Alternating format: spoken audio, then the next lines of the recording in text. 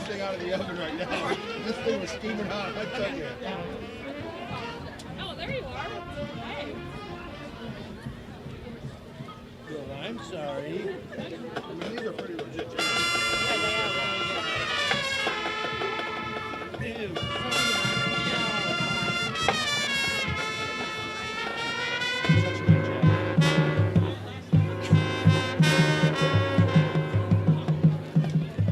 Excuse you.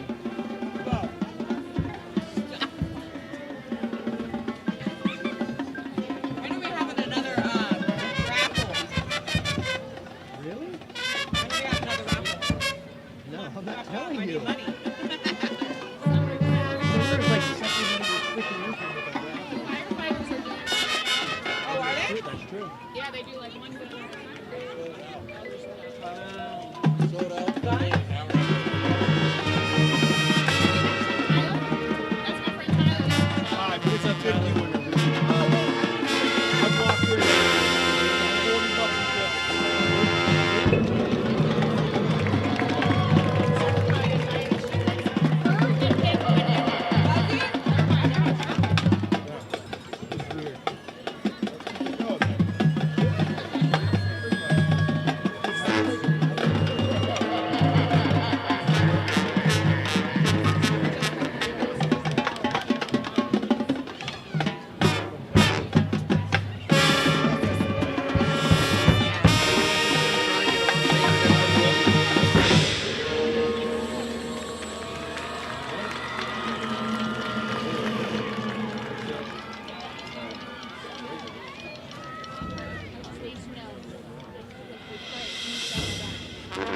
And good evening from Loyalsock Township, Kenneth Robbins Stadium, IPT Sportsnet back on the air. Week 10 of the high school football season about to get underway. And here in Lycoming County, well, it's the only way it can really come to an end. The Loyalsock Lancers, the Montoursville Warriors, the battle for the Green Bridge. Justin Hawkins here filling in once again for Jamie Spencer. Mike Lundy alongside, as always, here on IPT Sportsnet. And Mike, I know we'll get into the records, we'll get into what it means for looking at the postseason, but when it comes to this game, you throw everything out the window. The only number that matters, Montoursville, 12 wins in the Battle of the Bridge, Loyalsock, 7 wins, but Loyalsock, the 3-time defending winner of this game. Yeah, this is I actually have year 24 of the Battle of the Bridge. I have a 13-10 advantage for Montoursville, but it's definitely been a recent battle of the streaks because Montoursville, but prior to the last 3 years, Montoursville won 5 in a row. Then Loyalsock won the last 3 in a row. So it's definitely been a streaky battle, and it's excited that this battle is separated by the Loyalsock Creek there and the Green Bridge that you mentioned. And after this game, that Green Bridge will be decorated with the colors of whichever school happens to come out on top. Yeah, as you mentioned, the streaky way this contest is, as I said, Loyalsock won the last 3. Last year in Sock fashion, Montoursville really thought they were, with the season they had, they were going to come out with the win on home turf. Obviously looking this year to respond and take it away from Loyalsock on their senior night, as senior night pushing the festivities back. You hear the Loyalsock Lancer marching band in the background. See it on your screen right now going. Mike, let's start off with the road team here, the Montoursville Warriors. They're having arguably one of the best seasons since the shortened 2020 season with COVID. Coming in tonight at 7-2. They've already locked up a home playoff game next week. They're likely going to come in as the number 2 seed, barring some kind of major upset to Mifflinburg. Mifflinburg is in action as well tonight. We'll get into that in the scoreboard a little bit later in the broadcast. But 4th season under coach Joe Hanna, currently a 20-22 record. They currently sit 4th in Heartland 2. But really, this is a team, if you look at, they're led by their sophomore quarterback, Elijah Eck, offensively, and the running game of Christian Banks already over 1,000 yards this year. Yeah, and Elijah Eck, he's only 11 yards shy of also reaching that milestone of 1,000 yards. So I'm sure it might only take 1 or 2 passes, but he should surpass that here this evening, no doubt. And looking at the Warriors, I expect we're going to see a lot, too, of Banks trying to using the running game to open up those passing lanes. That's where X found his success this year, is being able to get the run game going. And in the 2 losses that the Warriors do have, a lot of that was led by the run game getting shut down, which is going to be a challenge for Loyalsock tonight, especially with the injuries they have suffered on defense and the key pieces they're missing. Yeah, they're definitely injury-laden at this point. And it's up front, if you don't have that those studs up front to help protect things, it's going to make for a long night possibly, and that's definitely an advantage at this point for Montoursville. And flipping over to the side, Loyalsock Lancers under the head coaching of Justin Van Fleet in his 14th year with the Lancers, a 103-57 record over those 14 seasons at this point. Offensively, we know they have weapons all over the field. We'll get into those a little bit. But I want to focus again on their defense. Jeremiah Johnson, one of the players the Lancers are missing, he's been a key to that defense up front. 6 sacks this season. That accounts for 6 of the 8 that Loyalsock has had. How do you contend with someone like Christian Banks if you're missing your key piece up front? Yeah, you've gotta hope that perhaps your linebackers step up. I know the last time we broadcast one of the Loyalsock games, Ja'Kai Brister was out with an injury. So he is back in the lineup tonight. So I would think like an inside linebacker like Ja'Kai Brister is going to have to really step up his game tonight to try to stop that potent attack by the Montoursville Warriors. And on the flip side for the offense for the Lancers, I mean, we talk about weapons all over the field. The big weapon they have, obviously, there's been a lot of talk about Danny Dowell and his quarterback position. He's over 1,000 yards passing. But the big story for me is Jaleel Coates. Week 3 makes the move from wide receiver to running back to replace the injured Caden Sones. And between week 3 and week 8, that's all he needed to hit 1,000 yards. Currently 193 carries for 1,066 yards and 11 touchdowns coming into play tonight.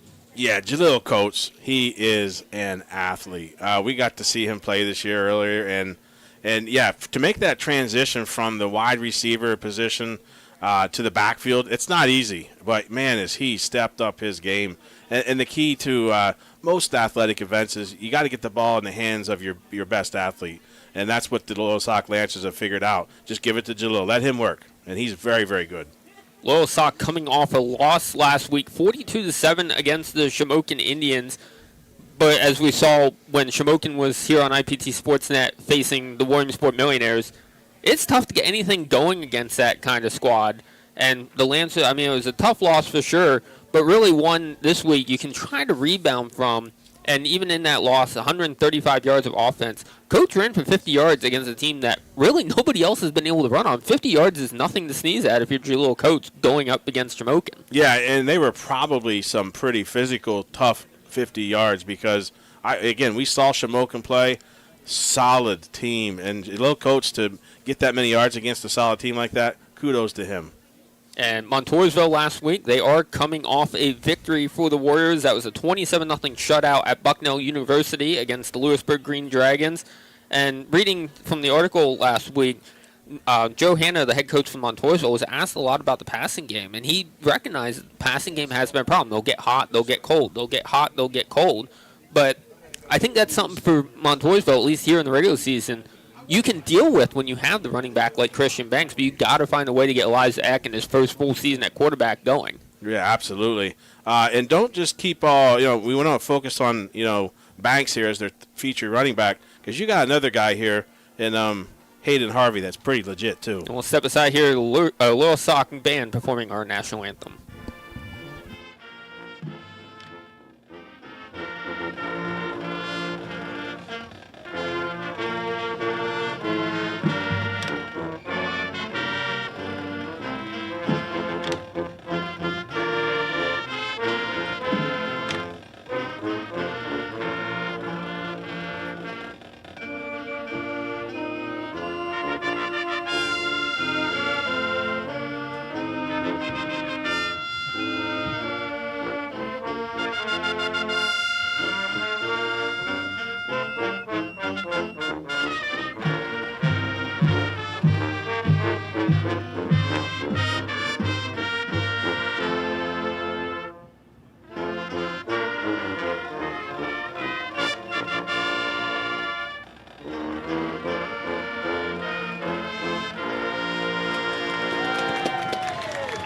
And welcome back inside Kenneth Robbins Stadium as we get set for kickoff between the Loyalsock Lancers and the Montoursville Warriors here on IPTSportsNet.com. We mentioned earlier both these teams are heading to the playoffs. This isn't the end of the road. This is the end of the regular season for these two teams. Obviously on the sidelines, not looking past tonight. And why would you? But we can look ahead a little bit. Loyalsock in 2A, currently the 5th seed. They can end up anywhere between the 5th seed and the 7th seed, likely looking at a matchup against Bloomsburg to open the playoffs on the road at Bloom. On the Montoursville side, as I said earlier, they're all but locked into that number 2 seed, 7-2. Mifflinburg 7-2 as well, but thanks to the points, they're up well ahead. There is a possibility they could jump to the 1 seed with an upset in Mifflinburg tonight, but Mifflinburg playing Lewisburg, don't really think we're going to see an upset down the valley tonight as well. But let me ask you this, Mike. Everyone's looking playoffs now. Talk is shifted to the playoffs. How do you focus on this game tonight and keep the playoffs out of your mind? Well, as we mentioned in our opening, there's a trophy at stake here. There is 2 communities that are separated by a creek and a bridge. There's not a whole lot of distance separating these 2 communities. They're neighbors. So neighboring communities, neighboring football squads, neighboring schools, a lot of the kids, they know each other. So I don't think you're going to be looking ahead too much because tonight, this is a big game for both these schools. There's a lot riding on this. Bragging rights, you can't replace bragging rights. So I'm excited. This is my very first time seeing this matchup for the battle for the bridge. So I'm thrilled. I cannot wait to see this tonight. We have 2 very good, solid teams playing tonight. So let's kick it off and let's go. And Mike had a chance to chat with both coaches here earlier in the week. What are the keys to the game for both of these squads? So when I spoke to Coach Joe Hanna from Montoursville, he's got some offensive and defensive keys to the game. Of course, offensively, as most coaches say, that they need to control the line of scrimmage and run the ball effectively, which I think they will do because right now the injury bug has hit the Lancers. So I think that the offensive line from Montoursville is going to be very, very solid this evening. Be efficient with the passing game, which again, 11 yards for 1,000. It's there. It's right there, in their grasp. And take what the defense gives them. Defensively, for the Warriors, need to attack the line of scrimmage and the alignment and the assignment sound. Make sure the other team drives the length of the field and limit the big plays. So that's the keys to the game for Montoursville. For Loyalsock, I had a chance to speak with Coach Justin Van Fleet. He had 3 keys. That was just 3 keys. Control the line of scrimmage, win the turnover ratio, and win the big play ratio. So that's their key tonight. Both teams will focus on. There we go. We got the slide up there. But their keys to the game, both coaches are focused on this game this week, and then they'll worry about the playoffs probably tonight or tomorrow. I think it'll start tonight about 5 seconds after the final whistle blows. It's look ahead to next week. And luckily, you can leave it all on the line now in this game. In past years, looking back, the last time Montoursville defeated Loyalsock, that was in a district championship. These are 2 teams now with the redrawing of the classifications. They're not going to face each other in the postseason anymore. It's all about now. You don't have to keep something in the tank in case you play again in 2 weeks. Absolutely. Absolutely. And again, this is a bragging right game. And I hope it's a well-played game. I hope they keep it clean. I hope they just go out and just smash mouth football. And I think we're in for a treat tonight. I really do. So we just had the, as always, recreation of the coin toss because question PIAA why you do it now before the game and then act like you do again. Loyalsock won the opening toss. They will elect to receive the opening kickoff here tonight as we get set to go from Kenneth Robbins Stadium here on IPTSportsNet.com. We thank you all for joining us here tonight and choosing, hopefully, to be enjoying this game in a little warmer spot than everybody sitting out here in the stands is tonight. Couple other. There are a lot of people here, though. There are. I'm looking across the field like there are no seats in those bleachers. None. There could be a foot of snow on the ground, They'd be and here. These stadiums would still be packed on a Friday night for a game like the Battle of the Bridge. Awesome. A couple other games around the area, at least. We'll highlight the Lycoming County games. We'll give you score updates at the half. Montgomery is hosting Kawanisky Valley tonight. Muncie and Hughesville in the backyard brawl. South Williamsport's hosting Northwest. Williamsport's on the road at Wilkes-Barre. Jersey Shore hosts Central Mountain. And then a couple other key games in the area just keep an eye on, especially in this one, will be the Mifflinburg-Lewisburg game if you're a Warriors fan trying to hope upon hope that you might have a shot at that number 1 seed still going into the playoffs. Absolutely. And again, their prize for getting the number 2 seed, they get to host the Mount Carmel. The Tornadoes are at Mount Carmel. So that's a tough task. You got to face Mount Carmel with all the tradition that they have. Yeah, I mean, that's the tough one. At the same time, if you get up to the 1, you're likely facing Danville. Yeah. Danville's the team that knocked Montoursville out on the road last year. Get the chance to have them at home, maybe get a little rebound and respond back to that. It's Montoursville will be kicking it off to begin things here tonight, and it will be the kicker Adam Shearer to kick things off. averaging 49.9 yards a kick this season. Does have 12 touchbacks as well. Big leg out there for the Warriors. And plenty of threats back to receive for Loyalsock as well. As there's the opening kickoff. It's going to be taken about the 10-yard line out. Cuss 15-20, looking for a hole in the middle of the field. Cuss 25 across the 30 and down to the 35-yard line. Yeah, I was coached on the returner. I was pretty impressed that, they had the they kicked right at Coates. I mean, here's the replay. He picked up a nice return here and puts him in nice field position to start their offensive set here. Yeah, Coates does a 7th kickoff return of the season. He's only averaging 22 yards on a return, so not really breaking it deep. But, I mean, we know he has speed. He is always a threat. So, our first look now at the Lancer offense led by Danny Dow. Shotgun formation. It looks like the handoff was botched on that as Danny's just going to have to roll out to the far side, able to get across the line of scrimmage to get 2. He turned to his right, Mike. Nobody was there. Nobody the running home. back was to the left. Nobody home. So, hey, he did the right thing, tucked it, and just took off. Here's the replay. Yeah, we missed the handoff there, but I think everybody missed the handoff. Just take it and run. So it'll be a 2nd down and 7 here for Loyalsock on their first offensive possession. Danny Dow does have rushing ability, 4 rushing touchdowns this year. It was his 73rd rushing attempt of the season. So it'll be a pistol look, and we got whistles, and very quickly a timeout by Loyalsock. I mean, that's really one. I'm surprised we can get an early timeout, but clearly Coach Van Fleet's seeing something he doesn't like. We'll take it with him as well. 11:17 to go here in the first quarter. Scoreless in the Battle of the Bridge on IPTSportsNet.com. Hi, this is Tony Nardi with Fish Real Estate. I am proud to be a supporter and sponsor of local high school sports on IPT Sportsnet. Just like the action on the field doesn't stop till the whistle blows, as your real estate agent, I won't stop working for you until we close. So put me on your real estate team today and stream your favorite teams right here on IPT Sportsnet as we present Friday Night Lights. And welcome back to IPT Sportsnet. Out of the Lancer timeout here early. It'll be 2nd and 7. Another pistol look here for the Lancers on 2nd down. Takes the snap, handoff goes to Jaleel Coates, makes one man miss, piles in across the 40 and brought down there. Nice little pickup for Coates of about 3 on the play. Bring up 3rd down, make that, and a long 4. Yeah, Montoursville did a nice job clogging up the middle. As soon as he broke through the front line there, the linebackers from Montoursville step up and made a great stop for Jaleel Coates because, again, he's your athlete. Get him the ball. He's going to make things happen at some point. It's going to happen. See, for the Montoursville defense, corners, including Tara, stepping back on this one. Coates under pressure, able to get out across. Tries reaching ahead, but Montoursville wisely pinning his arms to the chest, not letting him reach.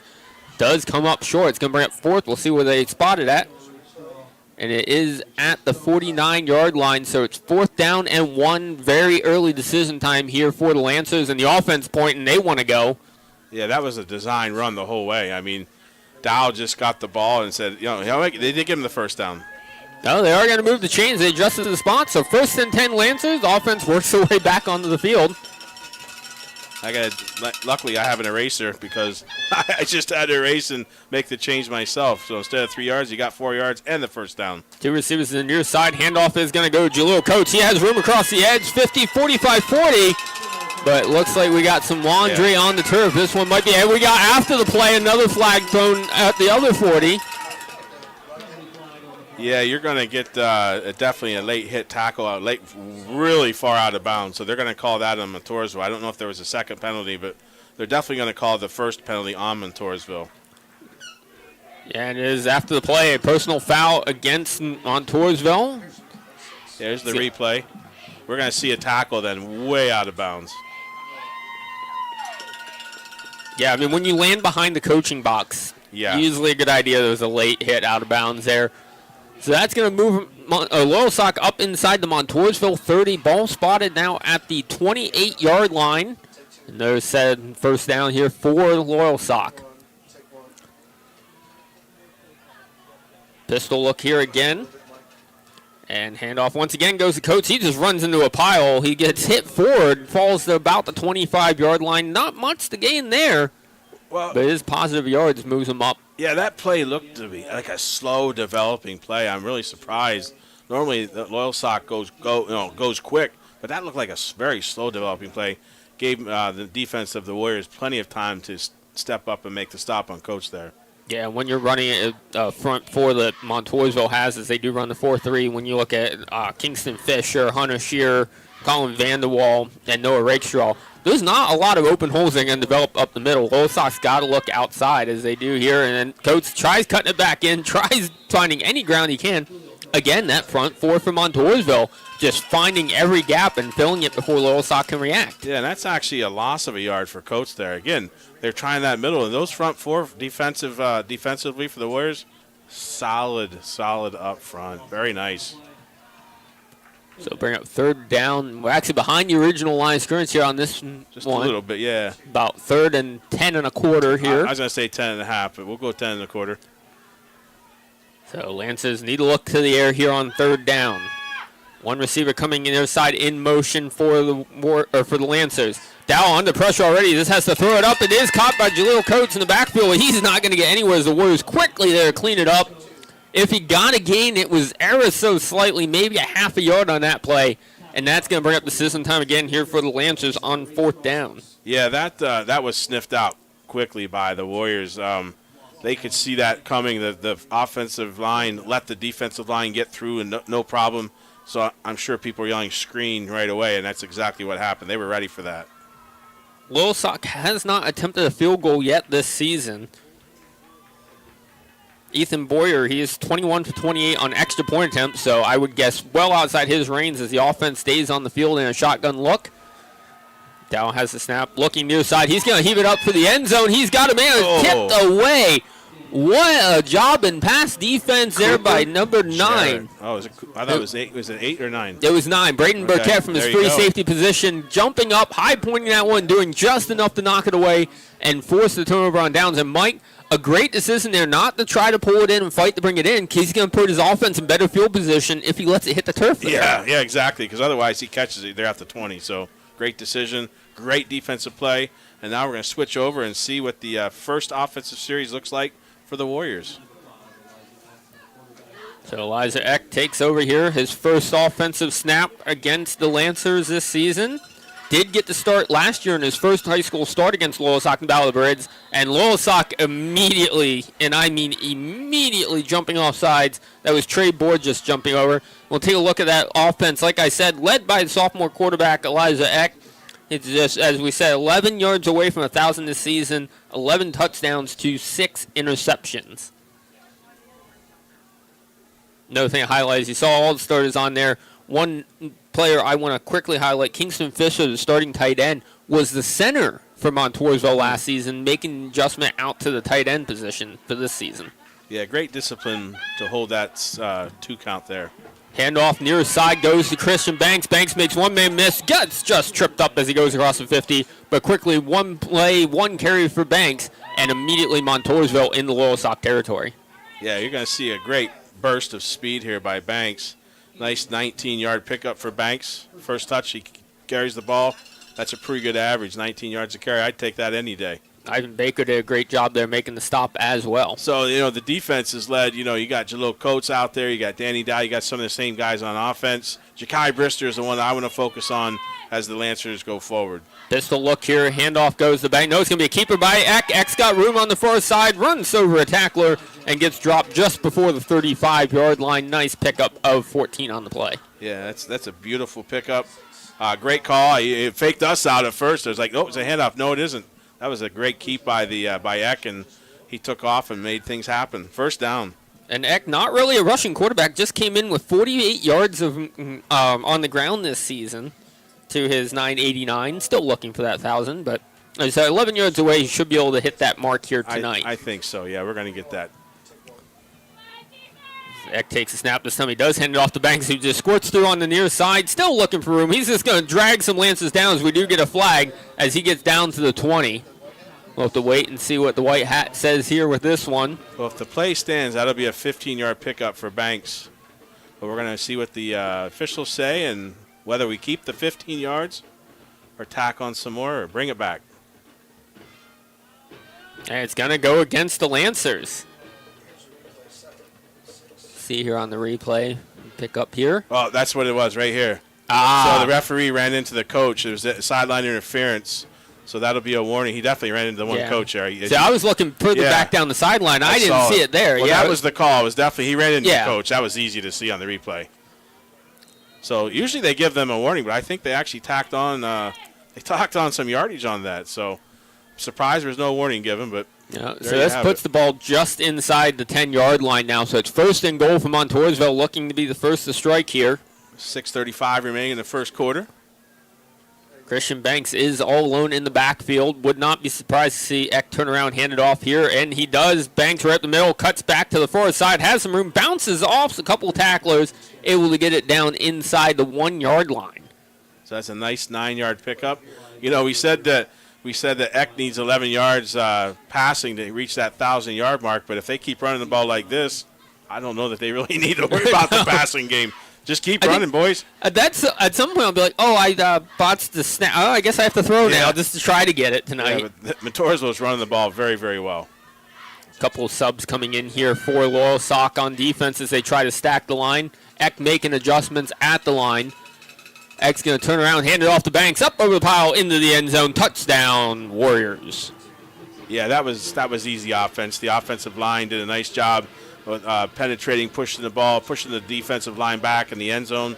Easy score for Mr. Banks. Yeah, you saw Hunter Shearer on that replay. He was almost out the back of the end zone. His blocking was working so well on that run. Absolutely. So this will bring Adam Shearer on the kick this season, 35 for 37 on point after attempts. Also 5 for 9 on field goals. Montoursville getting it all set up here. His snap, hold, kick, and the kick is good. With 5:48 to go here in the first quarter, Montoursville strikes first in the Battle of the Bridge. They lead it over the homestanding Loyalsock Lancers 7-0 here on IPTSportsNet.com.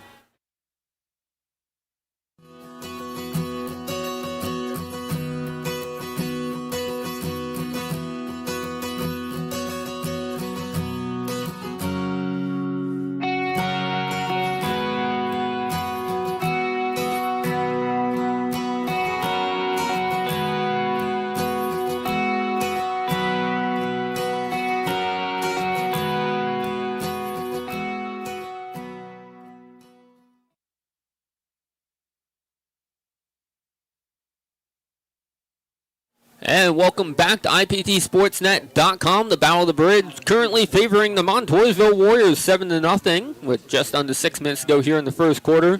Warriors have it teed up at the 40-yard line. Ready to kick it off again will be Adam Shearer.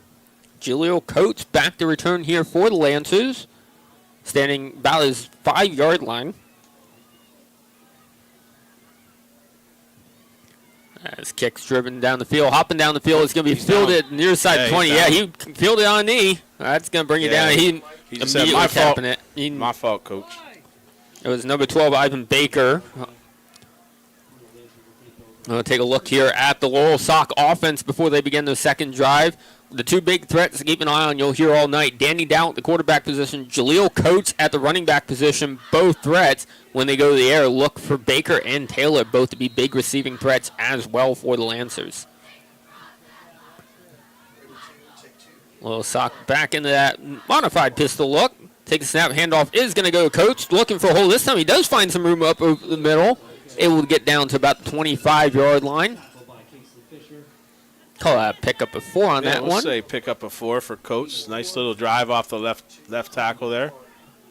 That's it. With the way that Montoursville here early is dominating the line, Coach is going to have to look for those openings and try to pick it up 3-4 yards at a time and wait till that one miscue happens that's going to spring him for that big run. Yeah, and I think the other key is going to be if he can kick something outside and get it, use his speed and his athleticism to get outside and try to escape the arms and the strength of the Montoursville defense. Dow keeps himself this time. Design QB run. Does get across the line of scrimmage and tries to get up to about the 27-yard line.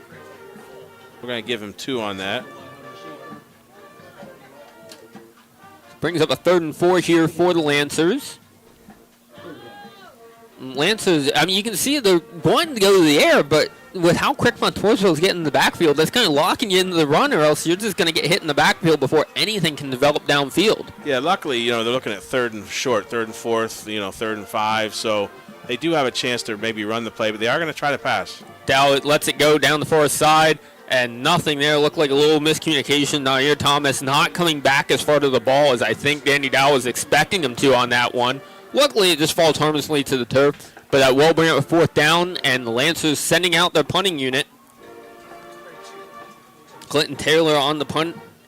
18 punts on the season. 29.6 average on his punts this season. Does have 3 inside the 20, but that would be asking for a lot here for Loyalsock. Actually, it looks like, I think it's Dow. Dow is punting. Yeah, Dow has not attempted a punt at all this year. Punt is Nice fielded punt. inside the 40. And great coverage there. Hey, look, this Clinton. Okay, that's why you don't let Clinton Taylor punt it. Clinton Taylor's going to be the first one down the field to make the stop. Yeah, it's Jay House Connect on the return for the Warriors. That was a nice punt. Great coverage. That was a very nice job of the Lancers. It's Housenick's 19th punt return of the season, only averaging 9.3 yards a punt. And for this Montoursville team, I mean, it's the flashy run game, but everything else, they don't do a lot that's going to wow you, but they don't do anything that's going to hurt you either. Yeah, so the Warriors will take over from the 46-yard line. First and 10. 4:20 remaining in the first quarter. Eck takes a snap. Handoff is coming near side. Still looking for on this near side. That is Hayden Harvey. Harvey, really that bruising back for the Warriors. He's going to lower the shoulder, try to run through guys, as opposed to Banks, who's going to try to jump and make a guy miss. And this time, Harvey actually found room to the outside, just couldn't get himself cut upfield. Yeah, we're going to give Mr. Harvey a 5-yard pickup there, make it second down and 5. Ball inside Lancer territory, sitting at the 49-yard line. Warriors still have 20 seconds on the play clock here, yet to break the huddle, as game clock continuing to wind here down to 3:45 in the first quarter. Single back set here for the Warriors. Handoff once again up the middle. This time it is Banks. He turns on the Jets, but is going to be tripped up, brought down inside the 40. They're going to mark him down at the 35-yard line. Very nice job once again there by number 10, Nair Thomas, for the Lancers from his corner position, able to stick with Banks and just get enough to disrupt the running and bring him down. Yeah, Mr. Banks picks up 14 yards on that. We'll give him 58 yards for the game right now in the first quarter. Very nice first quarter. Good statistics for him. Once again, X sitting there going, I still got 3 more quarters. I only need 11. I'm okay. Yeah. Again, yeah, why throw the ball at this point? Your rushing attack is very, very good, and just keep going. I formation this time for the Warriors. Chase Jones in at fullback. Handoff is going to go to Hayden. He's looking for room up the left side, dragging a couple Lancers with him, still on his feet, and finally gets brought down across the 25, gets down to about the 22-yard line. Once again, it's enough to move the chains for the Warriors. That was a tough 14-yard gain. Smash mount. He just ran people over. And that that's effort, lots of effort. That's there. what I was saying. The combination of having Christian Banks and Hayden Harvey in your backfield. It's like, okay, do we want to pound it down your throat, or do we want to dance around you and watch you miss 6 times? Which way do we want to go? Definitely 2 different running styles. Easy to see that. I formation here once again for the Lancers. It's still Hayden Harvey in the backfield. Handoff does go to Hayden, and he's going to once again try. Lancers just can't bring him down. It took about 7 Lancers that time to finally bring him to the turf after the whistle and after he stopped running. Yeah, and Chase Jones is number 36 is the fullback, as we'll see on the replays. Chase Jones just led the attack and just smashed people to open up that opening for Mr. Harvey to get through there. And it's going to spot the ball now at the Lancer 14-yard line. Wasn't quite enough for a first down. Brings up 2nd and 1. And don't be surprised, Chase Jones, he does have a couple carries this year as well. 16 carries, 107 yards. So don't be surprised you see him turn around and hand off to the fullback trying to catch Lancers thinking as well. Handoff this time goes to Hayden Harvey once again. He's got enough for the first down, just ran into the pile knowing he only needed a yard to pick up. Gets about 4 on that one, and it'll be 1st and goal Montoursville. Yeah, again, the replay, just seeing the just tough, hard-nosed running. Gets him down to about the 6-yard line, perhaps. 8-yard line, sorry. 8-yard line. Where I will say, our cameras tonight do an amazing job. Our cameras have a much better angle than we do sitting in the press box tonight. Yeah, this tonight. is a tough angle for sure. But it's warm. Power I formation, handoff goes to Harvey. Lancers hit him in the backfield. Harvey just shakes it off, dives across the lineman in front of him. It's going to be a nice pickup there. Looks like this time we're down to the 6-yard line, so we pick up 2 on the play. And again, he probably shouldn't have had any yards there. I mean, he was hitting the backfield, but he's so strong. He got those tough 2-yard pickup there. And that's one of the ones, I mean, Loyalsock's doing everything right. They're getting them. They're making contact. You're on the sideline. The coaching staff, you just be, I don't know, hit him harder. Yeah. Yep. Untie his shoes or something. That's a Petey McDonald reference there. His shoes are untied. So do something, man.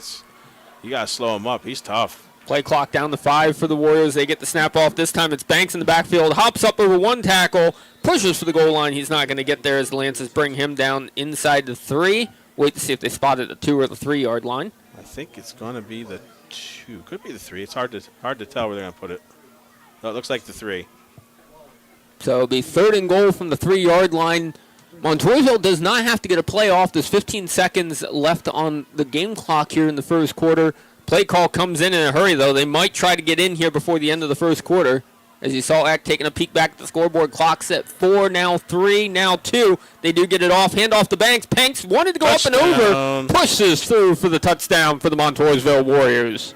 At the final play of the quarter, but they will attempt the extra point. And you expect Hayden Harvey is clearly the bruising back. You look at the way he's built, Banks isn't afraid to drop the shoulder either.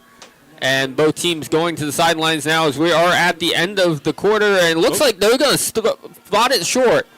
They spotted it 1 inch short. So when we come back, it will be 4th and goal from the 1-inch line for the Montoursville Warriors here at the Battle of the Bridge on IPTSportsNet.com.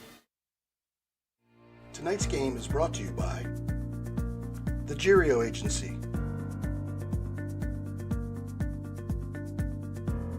and Palco Federal Credit Union.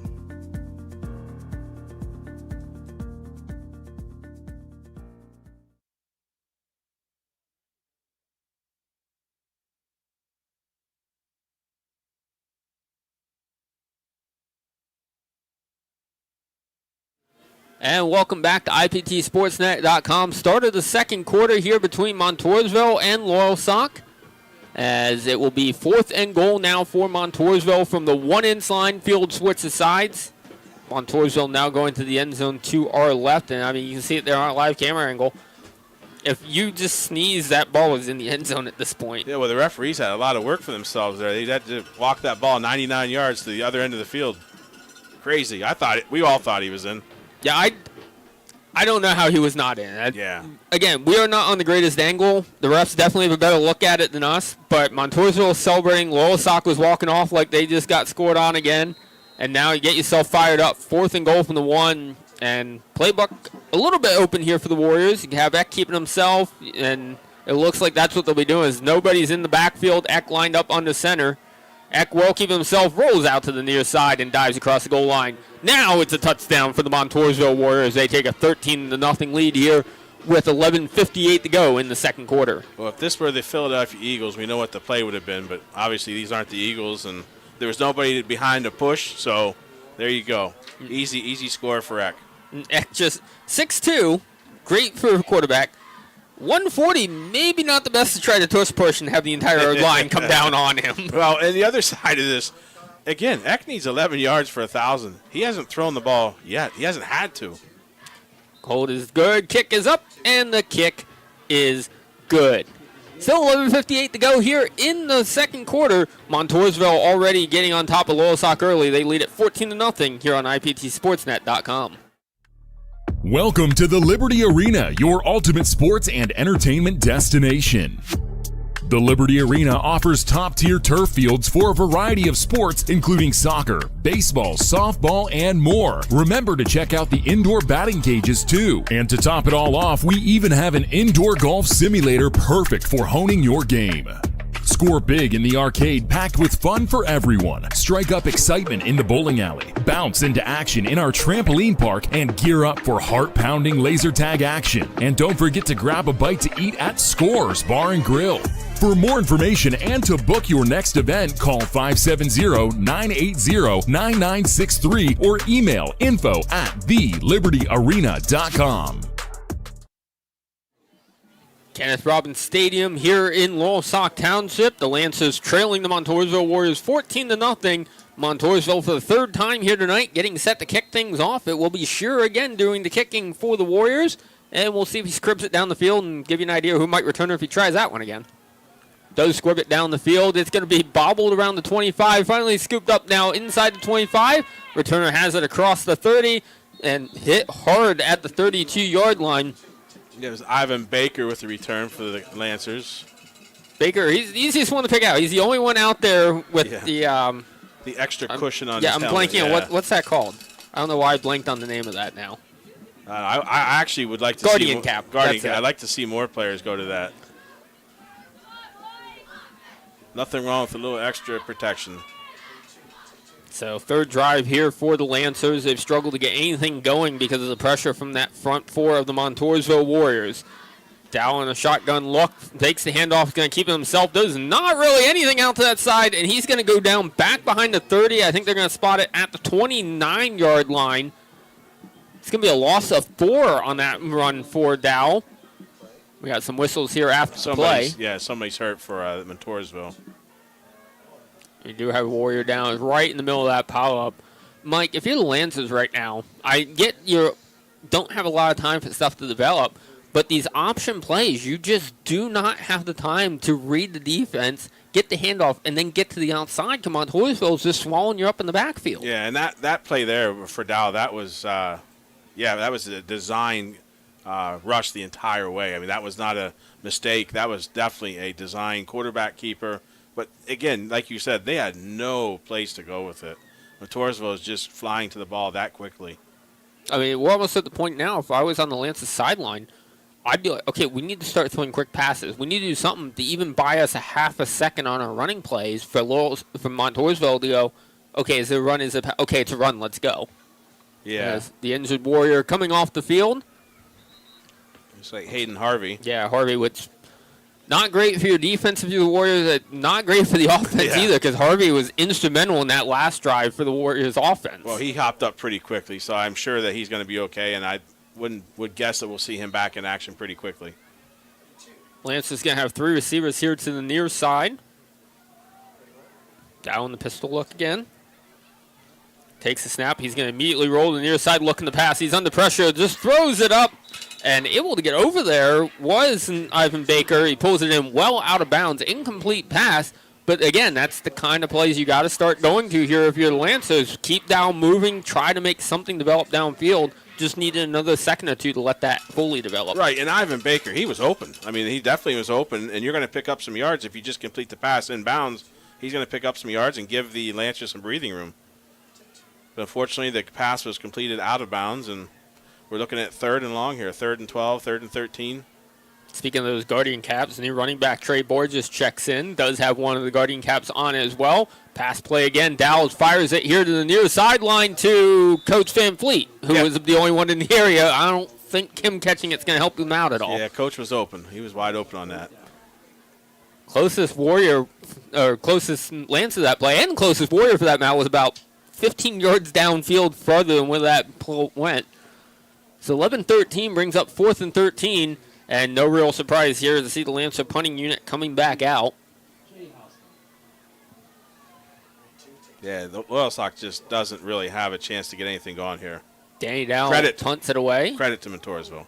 Hausnick with the reception at the 34, brings it across 35, 40, 45. He's looking for room on this near side, across midfield, across the 40, 35. He's still going, and finally brought down at the Lancer 30-yard line. What a return after that punt for Jay Hausnick. Yeah, and he switched directions. He switched arms with the ball. I mean, he looked like a real running back out there, the way he was switching things up. But what a great return. We were looking at about, 40 yards? Yeah, and if Hausnick 40, finds a 40 way. yards. If Montoursville decides to attempt to pass at any point, watch for Hausnick in the passing game as well. Just 12 receptions on the year, but for 240 yards, averaging 20 yards at reception this season. As they break the huddle, Hausnick lined up on the far sideline. X under center for this one. Handoff goes to Banks. Banks slips off one tackle in the backfield, reverses direction, coming near side 25. Makes another man miss, still on his feet across the 20. Down, reaches for the 15. We'll see where he actually went out of bounds at. And it looks like they are going to spot the ball.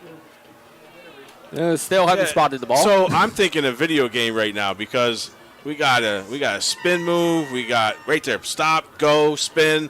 I mean, this is like video game. This is crazy. I'm pretty sure if it was a video game, I would have broken my thumb by now trying to hit that many buttons to do what Christian Banks just did in real life. That is impressive.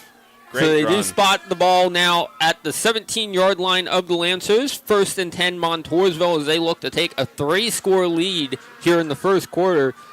And I know Montoursville on paper is a favorite team, but with the way these games normally go, I don't know many people are expecting Montoursville to run away with it and use a running game only to do it.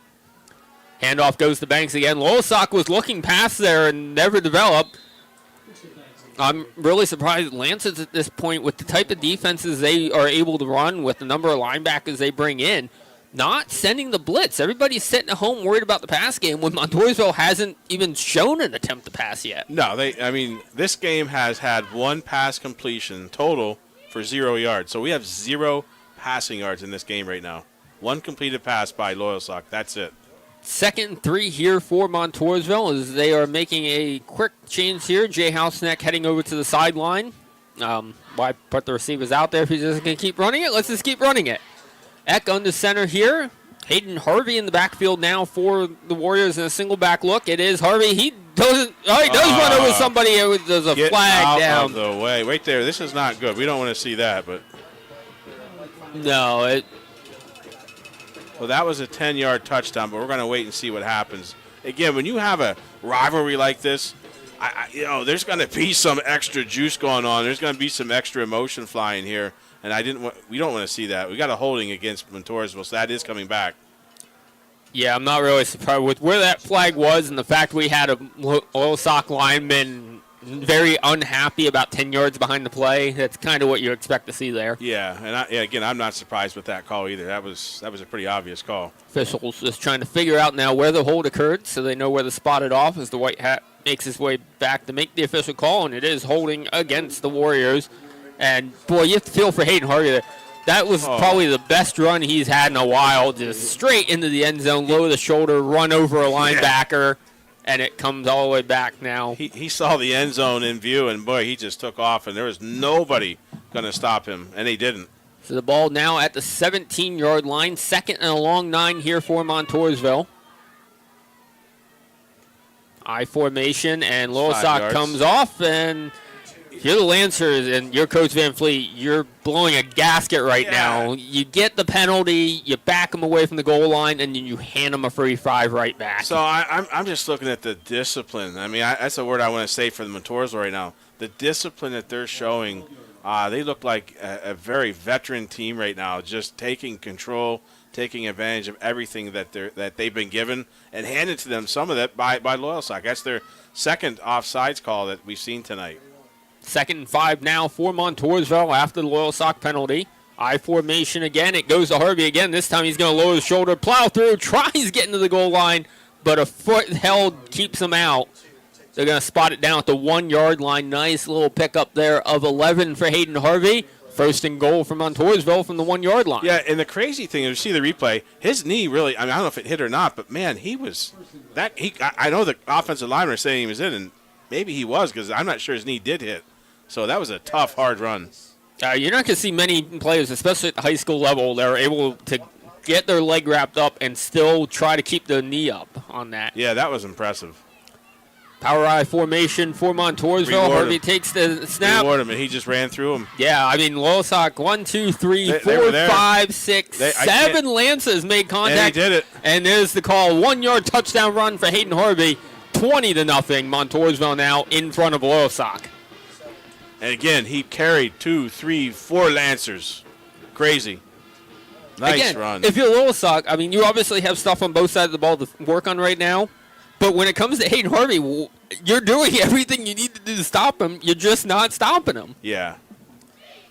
It looks like Mr. Shear is going to tee the ball up here for the extra point to make it attempt to make it 21-0. Eck with the hold. Shear's kick is up. And the kick is good. 9:12 to go here in the second quarter. Montoursville all over Loyalsock on Loyalsock Senior Night. They're in front 21-0 here on IPTSportsNet.com. Tonight's game is brought to you by AC Cruise, State Farm Insurance,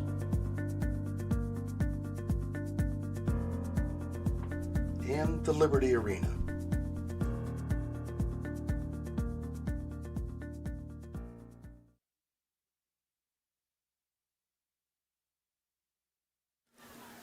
Montoursville in front in the Battle of the Bridge, 21-0 over the Loyalsock Lancers with 9:12 to go here in the second quarter on IPT Sportsnet. Mike, we're just talking off the air. I don't think, no matter what your prediction was coming into play tonight, I don't think anyone would have put Montoursville up 3 scores, not even halfway through the second quarter. Before halftime, I didn't see this one coming. Montoursville's firing in all facets right now. They're running the ball like nobody's business. I mean, they haven't attempted a pass yet. It's just crazy. And looking ahead to next week, if I'm Mifflinburg or I'm Danville watching this kind of performance, because the Loyalsock, they might be outmatched right now, but they're not a bad team. I'm panicking if I'm going, this is my first round matchup next week. Oh, no. No, squib kick rolled down the field. Once again bobbled by the Lancers. It's scooped up by Coates. He's looking for room on Mill. He does have room. He's crossed 40, 45, 50, 45, 40. He's off to the races. 30, 20, 15, 10, 5. Wow, way to respond to the 3-score shutout. Loyalsock touchdown. They get it back within 2 scores thanks to a special teams play by Jaleel Coates. And that was a 75-yard. We're going to see the replay. He got the ball on the 20. Oh, yeah, about 74-yard. 74-yard touchdown. That was amazing. No, 84. Yeah, 84-yard return 84. for a touchdown for Coates. His first touchdown return of the season. And, oh, no, there's a flag on the play. And the Loyalsock fans are just realizing this is being marched all the way back down the field. I do see the flag now. Oh, what a shame. It is a hold against the Lancers. Yeah, the flag's right there in the 26-yard line. What a shame. That's Excitement turns to heartbreak for the Lancers as they go from an 84-yard kick return touchdown to now it's 1st and 10 deep inside their own territory as the ball is spotted at the 15-yard line. Wow. I didn't see the flag come out. I saw the flag afterwards, but I was so excited to watch the little coach just take that. I mean, it was a muffed catch. He bobbled the ball, but picked it up and took off for 84 yards. Good news is you now have an angry Coates who the ball is handed off to, but no room there up the middle once again. No gain, maybe a gain of 1. Looks like they will give him the gain of 1, 2nd down and 9. Yeah, and that was a hard one, too. Maybe 1.5, almost 2 yards there, but what a tough run.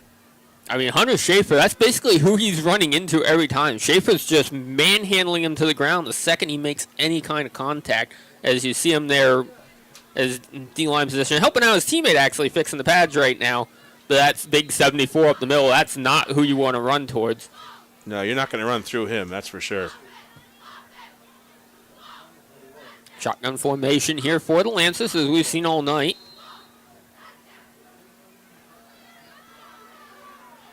Dow gets the snap, quickly looks near side, throws near side. Dow in and out of the hands as Nahir Thomas had it, but great coverage there by Christian Banks for the Warriors to knock that one loose. Yeah, and the Lancers, they needed that. I mean, let's face it, that was going to give them almost a first down. Yeah, it was pretty close to a first down. They needed that. That's tough. Correct myself there. It was Carlos Tiara from his cornerback position making the play. Banks was coming out from the safety position looking to lay the wood.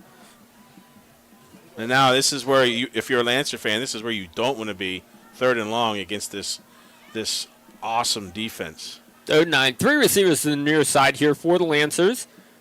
The snap, Dow looking near side, has to roll. He's under pressure. He's hitting the backfield, does a great job of at least getting back to the line to avoid the sack. But I brought him up earlier. I'll bring him up again. Hunter Schaefer there with the pressure. It forced him out, and then chasing him back down, the gang tackle from behind. And again, it's your defensive line. That's who's making the plays. If your defensive line is making your plays, you're going to be in good shape because your linebackers don't have to do a whole lot. They just got to cheer on those defensive linemen. Danny Dow now to punt here for Loyalsock. Position he's getting a little too familiar with tonight. Punt is away. Houseneck has it. No fair catch. Has it at 45. He's looking for room on the far side. 40, 35, 30. Gets across the 25. Down towards the 25. Looks like they're going to spot him down at the 25-yard line. Once again, Montoursville's offense rolling, and they're again set up with excellent field position thanks to that defensive front four. Right, and that's a 20-yard punt return for Houseneck, and that sets them up in great field position here on the 25-yard line. First and goal with 7:32 remaining until halftime. And much like we mentioned a couple of guys playing both ways from Montoursville, much of Loyalsock playing both ways as well. And that's really hard when your offense isn't going. You're not getting the time to sit on the sideline and talk about it. This time a swing pass to the near side to Banks. Banks looking for room. He's across the 25, keeps himself up across the 20, and gets upended inside the 20. Looks like he's going to spot him down at the 17-yard line. Does that count as a pass? Yeah, that is a screen pass. That is a pass. Oh, it was backwards. I don't know. That was a backwards pass, but I guess that's his first completion of the game. Yeah, his first completion. That's why I was asking. I'm like, is that really a pass? But that's crazy. That's the first pass attempt of the game and completion. But I say, as soon as you saw him swing it to the near side, I'm like, Banks could score from here. This could be it on one play. So it's gain of 8, brings up second down and 2. Elijah Eck now 3 yards away from the 1,000 mark on the season. He waits for the snap, has the snap. It's going to be a handoff this time to Hayden, who gets nowhere. That's really the first time tonight Loyalsock's been able to do anything. They make the stop in the backfield on Hayden Harvey. Nice job, Lancers. You can see they penetrated like they needed to and got a great stop and pretty tough runner. So position, we really haven't seen Montoursville in much tonight. It's third down for the Warriors. We just went under 7 minutes. 6:55 on a running clock. Third down and 3 from the 18-yard line. Lancers, I mean, you can see, too, it's been a physical game. You see that front from 3 for Loyalsock, hands on their knees while they're waiting on the hole to break. I formation, or single back formation here. The handoff goes to Banks, cuts across the 20, and gets up to about the 10-yard line. Looks like they're going to spot it at the 11-yard line. That's enough to move the chains again for Montoursville. It's going to be first down. So we give him a 6-yard pickup on that. That takes him to 92 yards. There we go, 92 yards on the game. 92 yards. I would not have put money on Banks possibly breaking 100 in the first half. Right, and we know he's a threat, but Loyalsock just has not had an answer all night. Single back look once again. Banks is the tailback, and we got some movement. See which way it ends up going. It will be a false start against the Warriors. Chase Jones tried to get a little head start on that one, but the referee said, not so fast, Mr. Jones.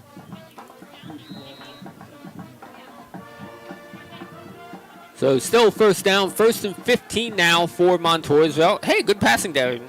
First and long? Yeah, I'd say. Not there it out. Or you give it to number 0 and just let him get 15, 20 yards here. I mean, he can do it. Eck under center.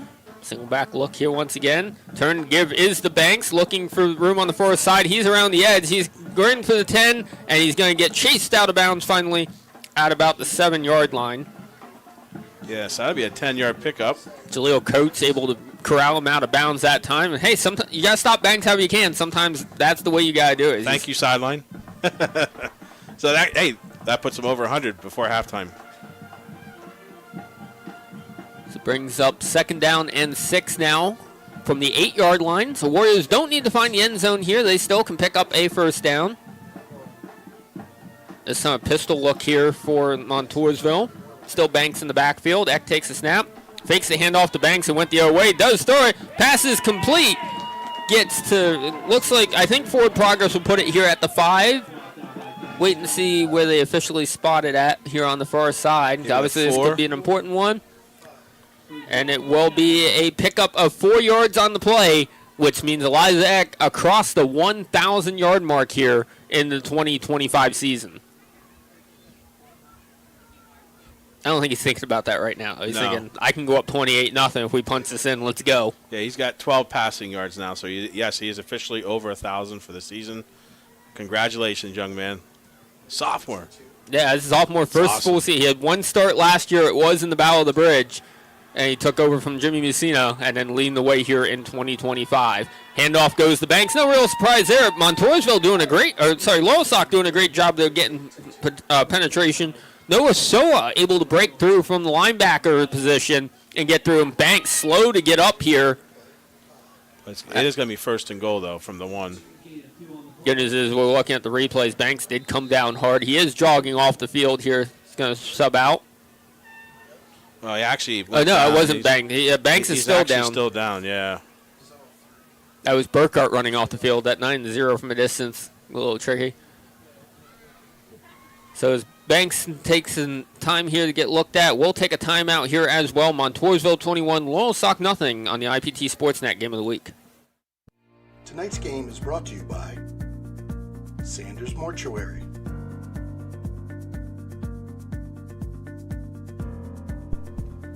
And Susquehanna Marble and Granite.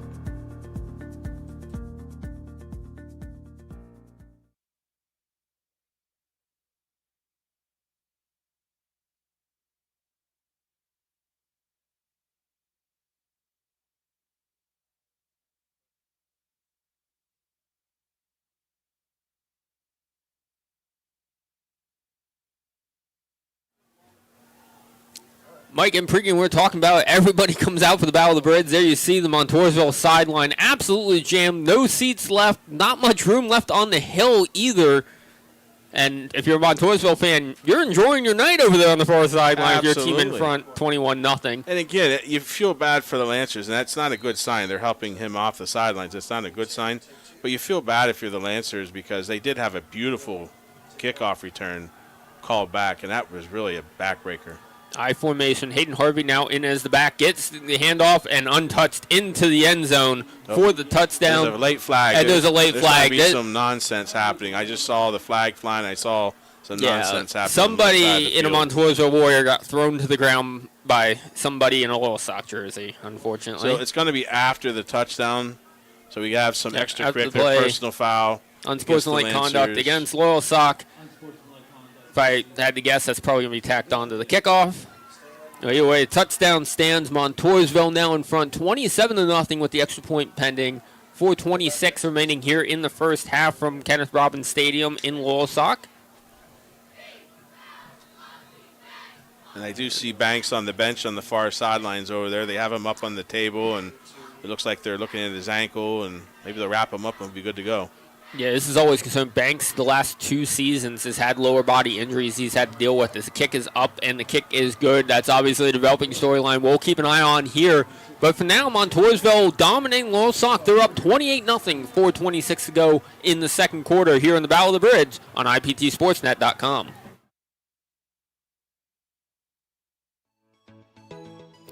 Hi, this is Tony Nardi with Fish Real Estate.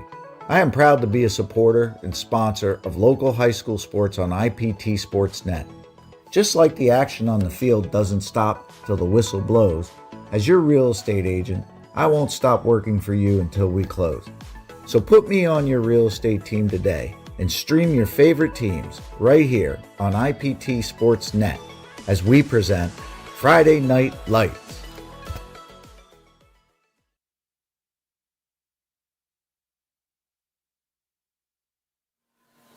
And back here at Loyalsock, the Warriors in front 28-0. Obviously, a little bit of worry right now. The status of Christian Banks after a 100-plus yard first half came off with an injury. And as you see now, they're marking off the unsportsmanlike conduct penalty. We talked earlier about the leg that Adam Shearer has. Currently 12 touchbacks on kickoffs. I think he might get lucky number 13 right here as he has the ball teed up at the Loyalsock 45-yard line to kick this off. This would be a 55-yard field goal if he could put it. Well, it won't count as a field goal, obviously. No. But his season long is 41 on field goals. So this is, I think if I'm him, it's going to be a touchback anyway. Let's see if I can get it through the uprights. Why not? Let's have some fun. Let's put it through the uprights. So Shearer has it teed up. No surprise, Loyalsock's returners standing on their own goal line. This one is up. It does not have the distance. Not quite. About 5 yards short. Yeah. So looks like 41's about going to be his range on field goals. We now know that. But it is a touchback. Yeah, it is a touchback. It'll be 1st and 10 Loyalsock from their own 20-yard line. And again, Loyalsock's offense just has not gotten anything going here tonight. Yeah, again, the wind was taken out of their sails. They had 6 points on the board, taken away. And you feel you feel bad. You feel the Lancers. You feel bad for them. That could have been what turned this game on its head. Absolutely. And now you got to get something going. Handoff goes to the near side. That's Coates. She makes one man miss. Jukes to the outside, coming to the near sideline, 35, and he's going to get pushed out at the 37-yard line. Nice pickup of 17 there for Jaleel Coates, and really the first big offensive production we've seen out of the Lancers here tonight. And just what we were saying earlier in the broadcast, he's got to get himself outside, away from the middle of that defense, because he did have room to run. With his speed and his athleticism, is exactly the answer the Lancers needed there. Handoff this time goes to Coates. This time he tries to get to the outside, but that Montoursville front four just powering their way in. That time it was number 75, Noah Rakesaw, in on the tackle from Montoursville. And he's going to lose a couple on this one, maybe 3 yards. Again, we see the replay. There was nowhere to go. No, I mean, and he tried getting to the outside, but as soon as he touched the ball, he had white jerseys right in his face. Brings up a 2nd down and 12 from the 36. Front four are solid, very, very tough. Handoff is fake to Coates. Dow looking to pass. He's going to fire it deep down the field, and it's going to be up in the air and falls incomplete. Intended receiver was Nahir Thomas. Thomas almost had to turn into the corner himself as that ball was underthrown.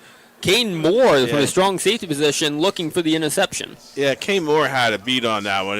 I thought for a second he was going to get it, but like you said, the offensive player turned defensive player.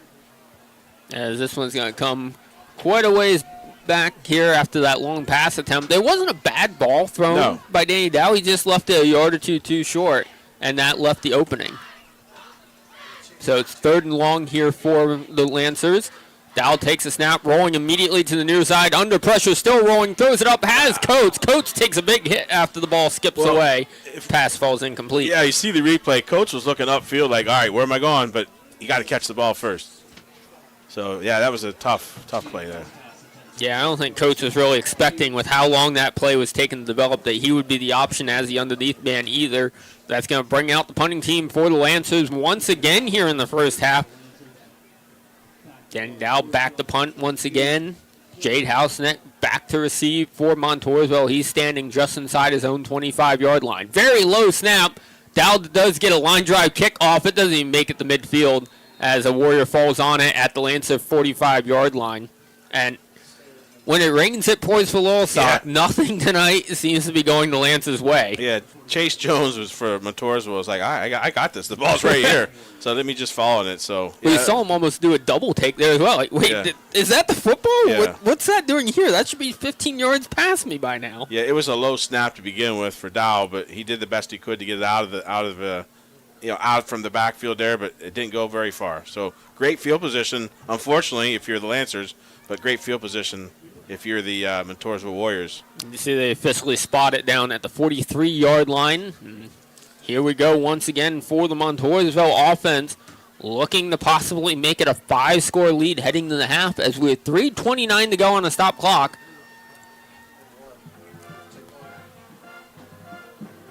Power formation here for the Warriors. Eck takes a snap, fakes the handoff. He's looking to pass. He fires it downfield, showing he's got arm in and out of the hands of the defender, Jaleel Coates. He almost had a play on that one.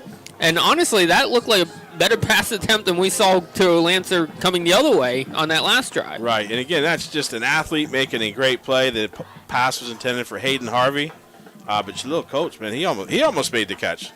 Great play. That's it both ways now. We've seen it where the corners are becoming the receivers and the receivers are having to switch to being corners. Luckily for both these teams, most of the receivers are corners and easy to flip that switch and go, okay, I got to play defense here quick. But both times they avoided that interception, so that's a big play. Both times we saw that. Hayden Harvey in the backfield here in a power I formation, and Harvey, not much to do, get back to the line, maybe picked up a half a yard. Going to bring up a rare 3rd and long here from Montoursville tonight. Again, great athleticism there. He hurdled a Lancer there, making great progress. It looked like Ethan Boyer. No, it wasn't Ethan Boyer. It was 15. Joey Ellis, maybe? Yeah, Noah Sora also got into the backfield in that one, number 45. Lancer standing around again. It's a lot of hands on hips. trying to analyze, okay, what do we need to do differently here on defense to find a way to disrupt this offense?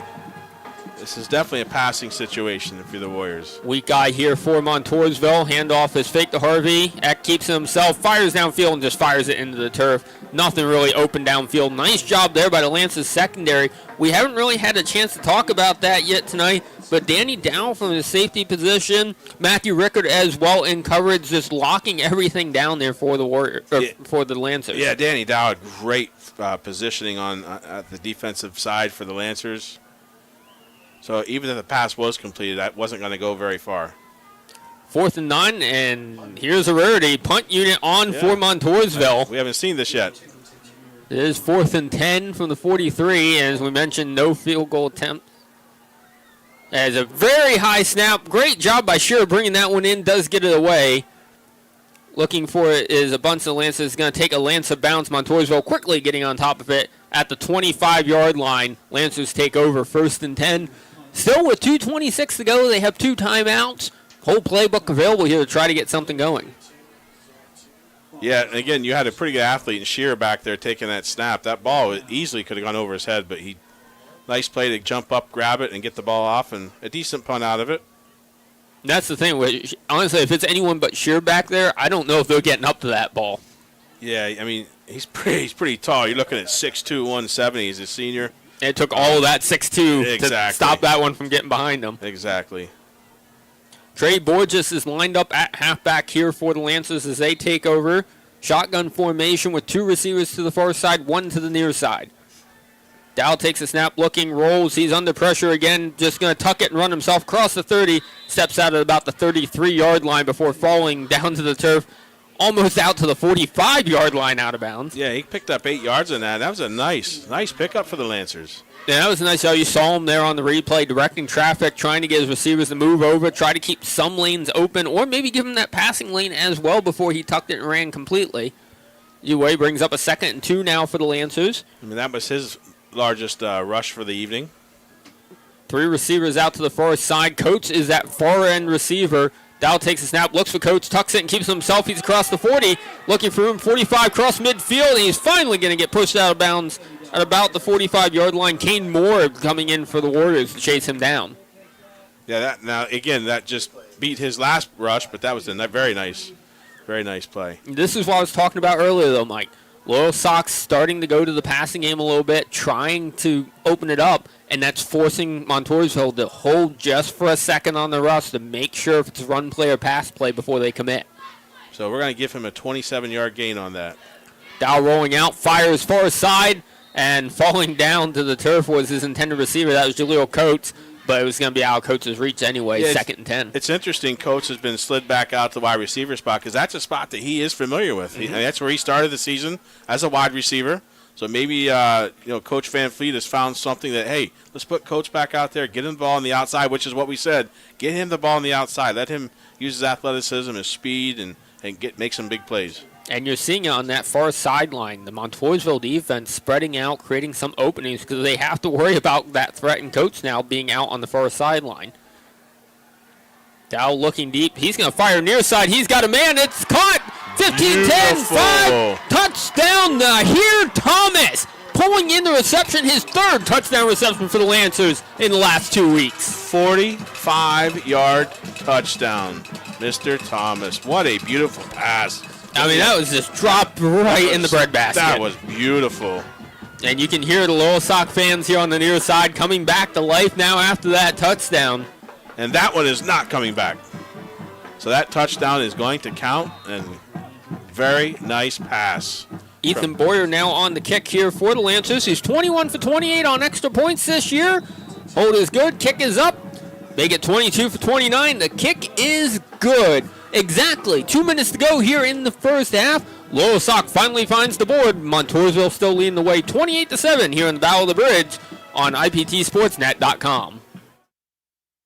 Tonight's game is brought to you by the Girio Agency, and Palco Federal Credit Union.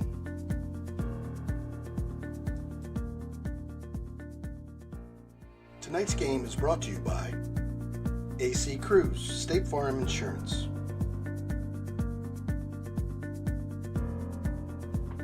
and the Liberty Arena.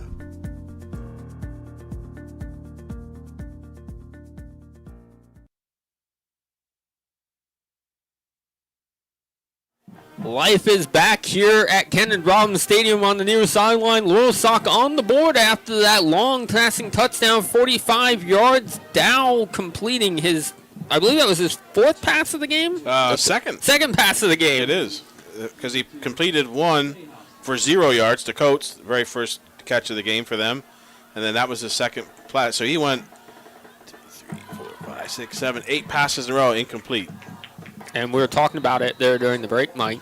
Really, that moving Coates to the outside really has opened up the lanes now for Loyalsock. This one's kicked off and fielded at the 10 by the Warriors.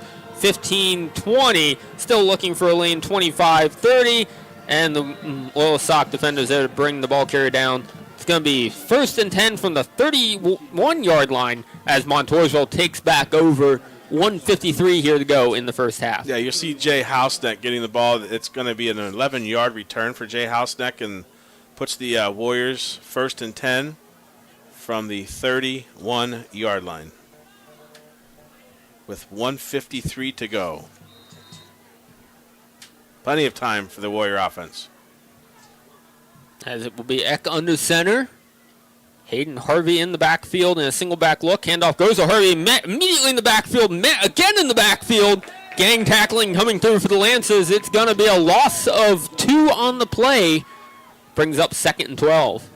Now looks like they're going to only spot him back Just 1 yard. Yeah, just one.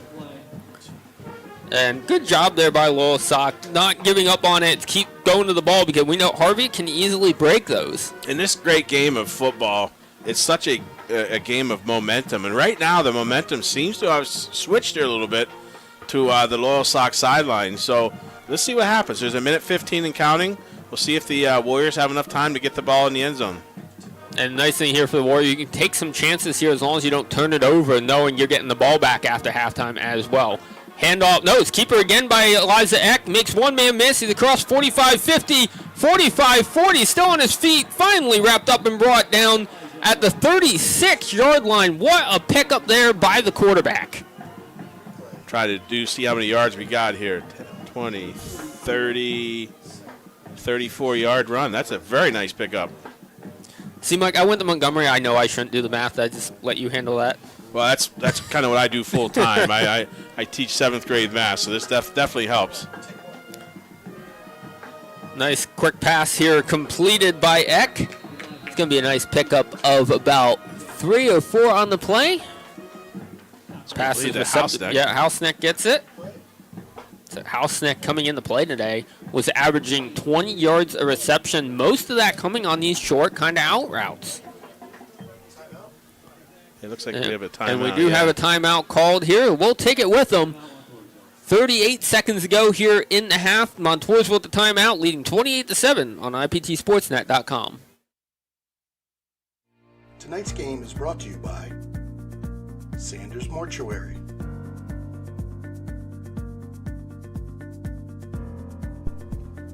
and Susquehanna Marble and Granite.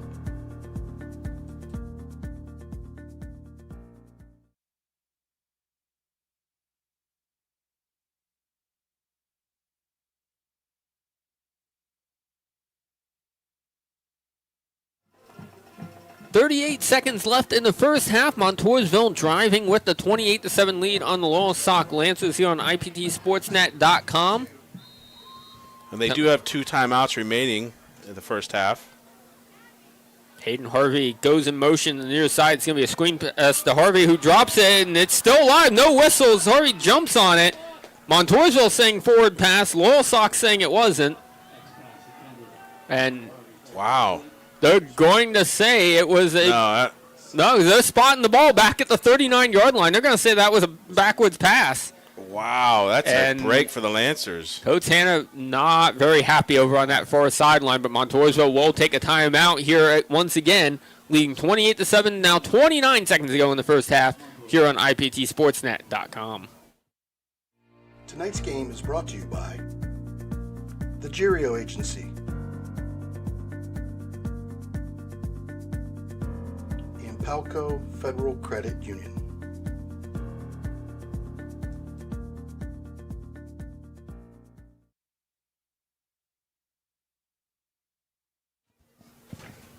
29 seconds to go. It's a 3rd and 15 for the Warriors when we come out of this timeout. Mike, we were talking about in the break. I don't think, and we were talking, we don't have the greatest angles. On that play, we have a pretty good angle. Yeah, we're pretty close. I'm pretty sure that was a forward pass. Yeah, and the coaches are still kind of questioning things over the referee. And, all the Warriors are like, that was a forward pass. And, but, again, that's a break for the Lancers. And, again, the Lancers need to be getting breaks like this to continue that momentum that they need. Hayden Harvey is the tailback once again here for the Warriors in a 3rd and 15 situation. Eck takes a snap, looks far side, throws over the middle. It's completed to Carlos Tiara. Makes one man miss, makes two man miss. Now he's going to get wrapped up. Gets it inside the 25, and it looks like going to spot him down at the 22-yard line. First time Carlos has a reception here tonight. Yeah, that was a beautiful pickup. Nice job. He's a big boy. Number 82, Carlos Tiara. He's listed at 6 foot 175 senior. That was a great pickup. Very nice. Clock is stopped at 19 seconds, and it will be a timeout here for the Warriors. Once again, 19 seconds ago, still looking for more points as they lead at 28-7 here on IPTSportsNet.com. Tonight's game is brought to you by AC Cruise, State Farm Insurance.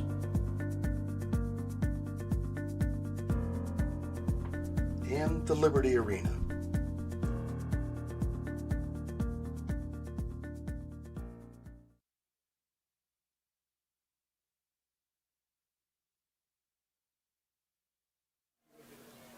"19 seconds left in the first half here from Kenneth Robbins Stadium. The homestanding Lancers looking for another defensive stop.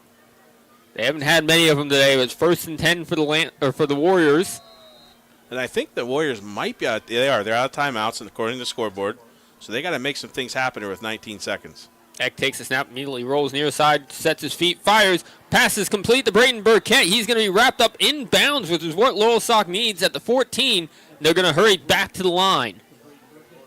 Pick up a 9 for Burkett. Eck takes a snap and immediately spikes it to stop the clock. 5 seconds remaining here for the Warriors.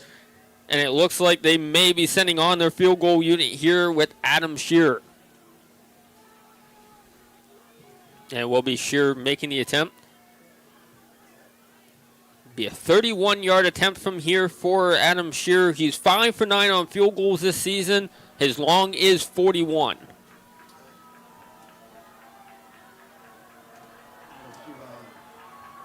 Wow.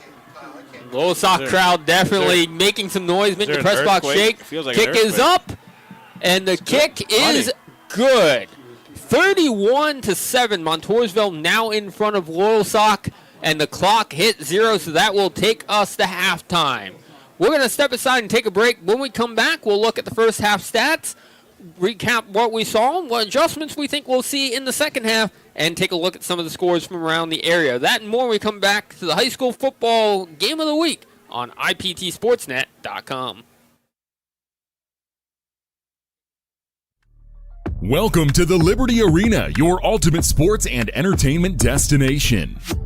The Liberty Arena offers top-tier turf fields for a variety of sports, including soccer, baseball, softball, and more. Remember to check out the indoor batting cages, too. And to top it all off, we even have an indoor golf simulator perfect for honing your game.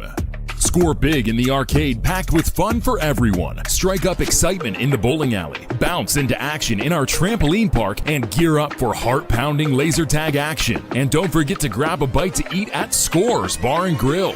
For more information and to book your next event, call 570-980-9963 or email info@thelibertyarena.com. Hi, this is Tony Nardi with Fish Real Estate. I am proud to be a supporter and sponsor of local high school sports on IPT Sportsnet. Just like the action on the field doesn't stop till the whistle blows, as your real estate agent, I won't stop working for you until we close. So put me on your real estate team today and stream your favorite teams right here on IPT Sportsnet as we present Friday Night Lights.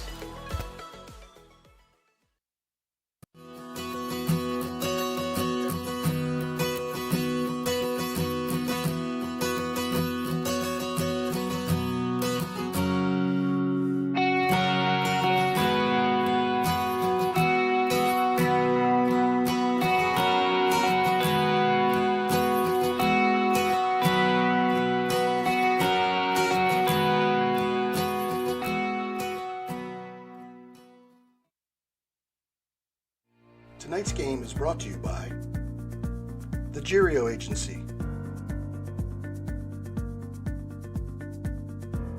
and Palco Federal Credit Union.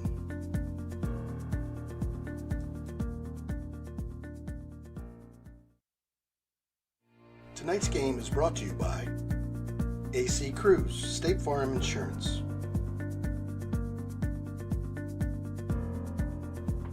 and the Liberty Arena.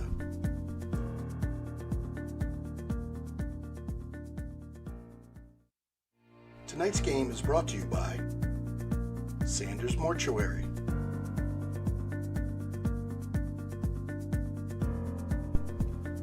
and Susquehanna Marble and Granite.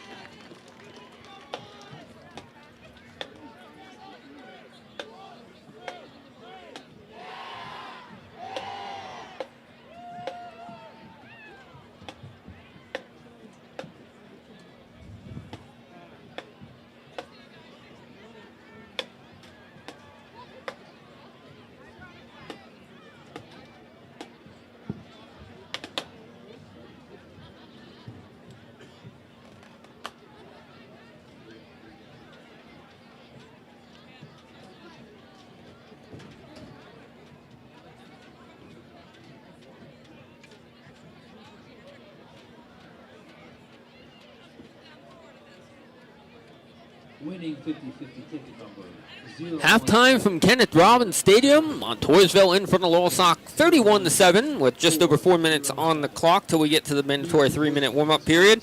Before we get into the stats and scores from around the area and everything, there's one game we need to focus on. We were talking in pregame about how great Shamokin is. They're on this roll. Mount Carmel is in front 14-7 at the half. Wow. Mount Carmel is getting the ball back to start the second half, and Shamokin had it down to the 44-yard line of Mount Carmel, 4th and 5, and elected to punt, which ended up being the drive that gave Mount Carmel the lead then off that punt.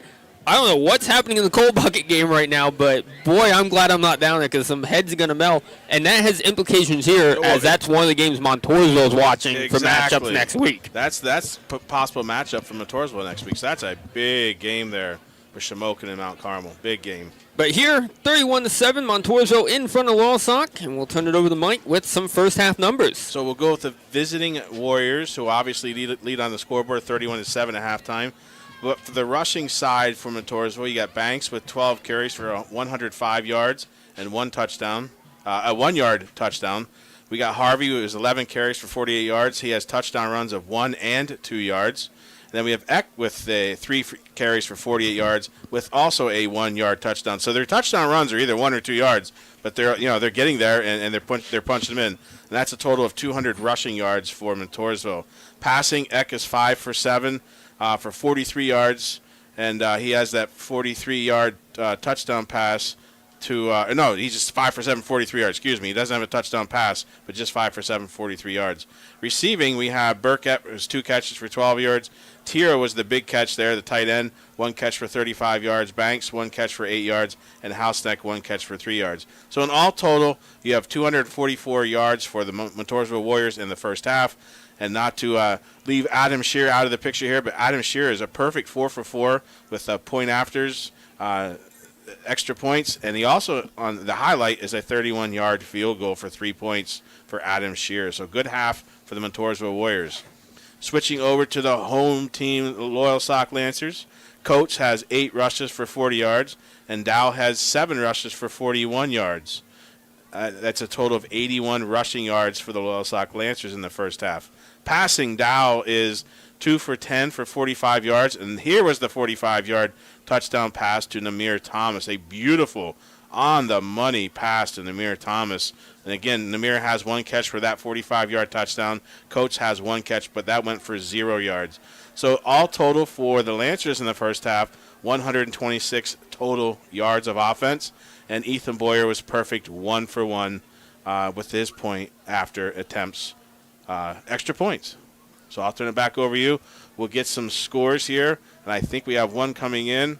So go ahead. If you have it, go ahead and give that one. This is a Williamsport game. Nobody really gave score updates. Very good. I mean, we're kind of like, this is great, but the Williamsport Millionaires are winning at the half, 21-14, up in Wilkes-Barre, which is where they're probably headed in 2 weeks. Again, providing Williamsport takes care of business next week at home with their home first-round playoff game. Probably looking at, who do they play next week? Probably Scranton, I'm guessing, next week. I think it's Scranton in then 246A. Right, and I think, providing that Wilkes-Barre takes care of business, they're going to host the championship game in a couple weeks here. So there you have it, 21-14, Williamsport at the half. Other scores from around the area. This one a little shocking, not in the way it is, but the numbers the numbers they are. That's what I was trying to get to there. Montgomery in front of Kawanesky Valley at home, 14-6 on their senior night. Hughesville is all over Muncie, 24-6 at Muncie. South Williamsport, they're just cruising in the playoffs at this point. They're up 42-0 at the half over Northwest. Jersey Shore, much the same story, 56-0 over Central Mountain. Ouch. Bloomsburg, much the same story once again. They're up 39-0 over Central Columbia. Troy in front of Canton, 42-0. Definitely one of the better games here today, even though it took Loyalsock a little time to wake up here. Mifflinburg in front of Lewisburg, 20-0. So it's looking more and more like a number 2 seed for the Montoursville Warriors for next week's playoffs. Warrior runs in front of Milton, 21-3 at the half. Wellsboro is up 28-10 on North Penn Mansfield. Athens is all over Sarah, 43-0.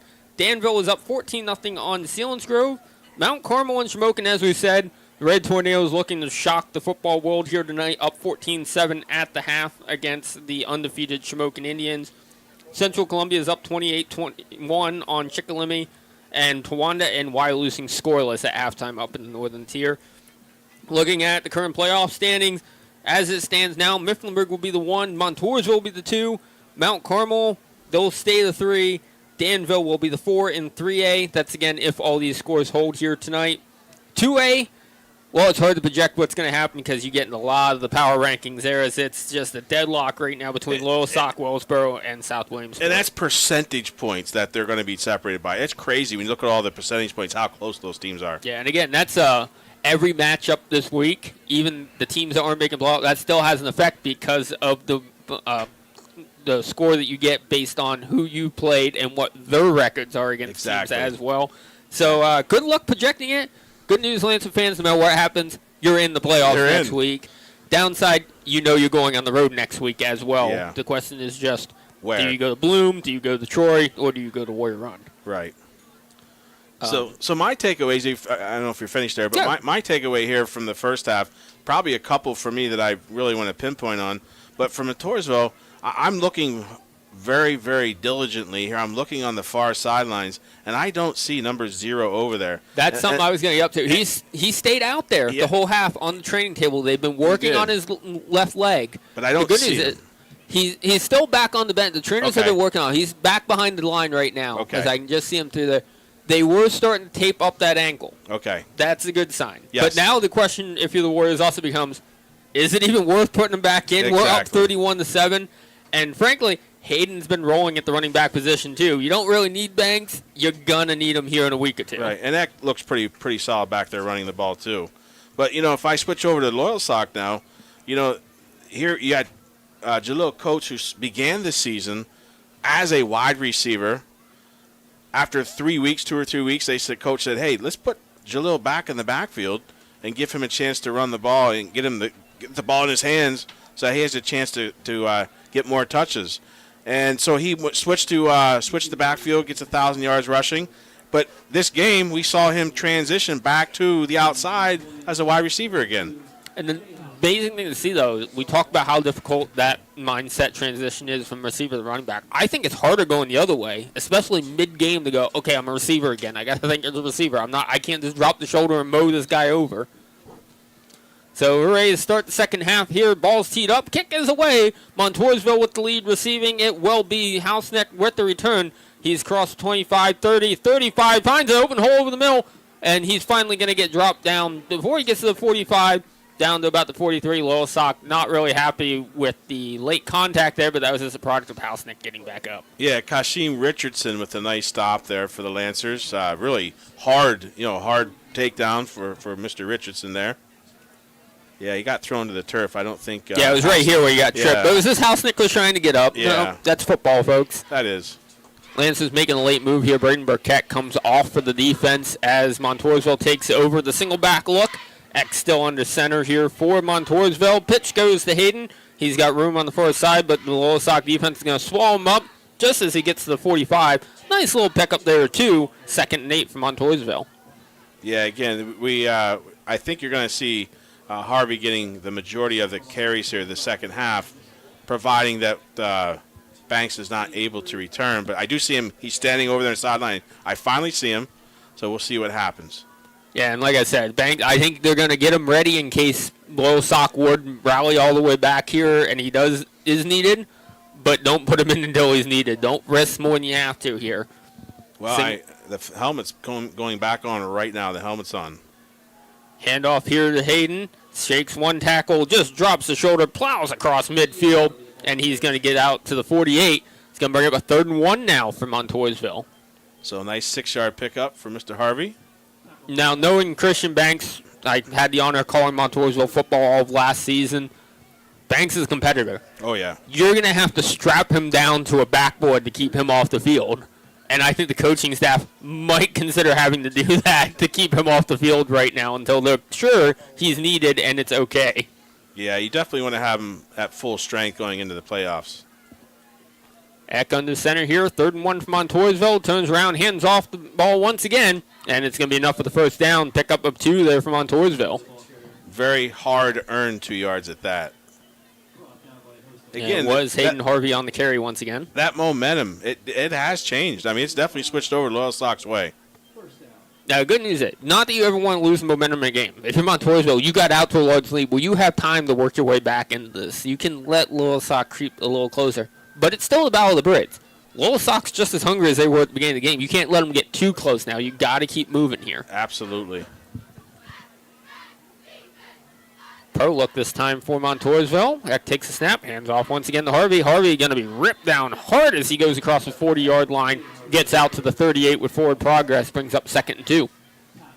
Again, very nice run. I'm going to pick up of 8, 7, 8. We'll give him 8. 7. I just heard something. Yeah, PA says 7. We'll go with 7. I just heard that. I said the rest didn't spot it as well as I did. That's what it was. I almost thought it was a 9-yard pickup, but. Jay Halsneck checking back into the game now here for the Warriors. He'll come off to the near side. Full back in the game as well. That is Chase Jones. Handoff goes to Harvey. Jones did a nice job springing him there. Harvey does an even better job running through an arm tackle, runs through another one. He's still going inside the 20, over the 15, and finally is wrestled down as he gets down to the 13-yard line. First down, Montoursville. Wow, that was a beautiful run. Beautiful run. It's a 26-yard pickup. I mean, you look at that. He got stopped there at the line of scrimmage. Should have been down. Should have been down there. Should have been down there. And he just carries people. Should have been down there. Yeah. And finally, 3 Lance is able to bring him down. I mean, that is, I'm going to go. You can't stop me. Yeah, he just carries people with him. He doesn't want to go down.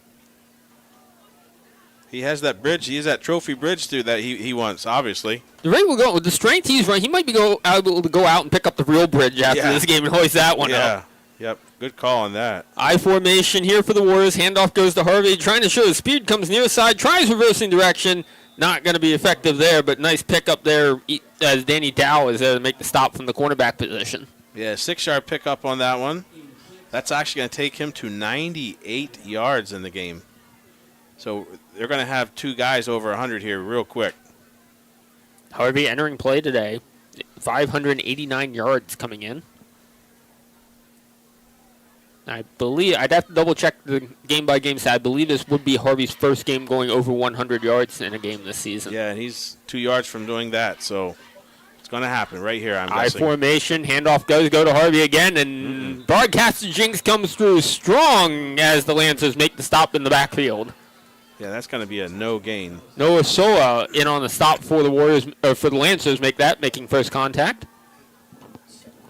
And so it just broke through and wrapped them up. And that's what you got to do. You can't bring them down, that's fine. Wrap them up, don't let them go, and wait for the whistle. Yeah, very nice penetration by the Lancers defense to stop Mr. Harvey for no gain on the play. Actually, he may have lost a yard. And it looks like he did as they officially make it 3rd and 5. Ball is on the 7-yard line, so Warriors don't need it all here. Kostar checking in. I formation, power I formation. Handoff goes to the weak side. Harvey tries cutting it back. First contact, it's going to be close to a first down. Boy, that's going to be real close. Lancers is saying he's short. Wait and see where they officially spot it at. No signal yet on if it's a first down or not from the officials.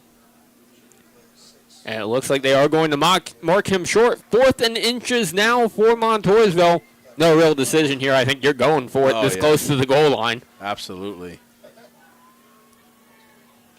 So 4th and inches, 6:42 remaining in the 3rd quarter. And again, if you're a Philadelphia Eagles fan, I know what's being called right here, but these aren't the Eagles. And movement from Loyalsock. They didn't go. Oh, yes, now they did go across the line. That just granted them the first down. That was the easy first down. But again, the discipline of the offensive line to hold their ground, not budge, and make the Lancers jump. So that's an easy first down pickup for the Warriors. So, yeah, moves the ball 1.5 yards. It's now inside the 2-yard line. 1st and goal for Montoursville. They talk about that discipline. It's also helped by the fact how dominant the offensive line has been tonight for Montoursville. They know they can be a half-second slower off the snap. That's fine. They're not going to jump. This one goes to Harvey, and he just pushes his way towards the goal line. No signal as of yet. And there is the signal, touchdown Montoursville. They get the points back that they gave up at the end of the second half. 37-7 now, 6:10 to go, extra point pending. And that's a hat trick. We may throw a hockey term out there, but the hat trick for Mr. Harvey, Hayden Harvey, that's his third touchdown of the game. And again, the touchdowns have all been 1 or 2 yards here for the Montoursville Warriors. They're getting down to that goal line. They're just pounding it right in, following that strong offensive line for the Warriors. Sure on for the extra point. Snap is good. Hold is down. Kick is up.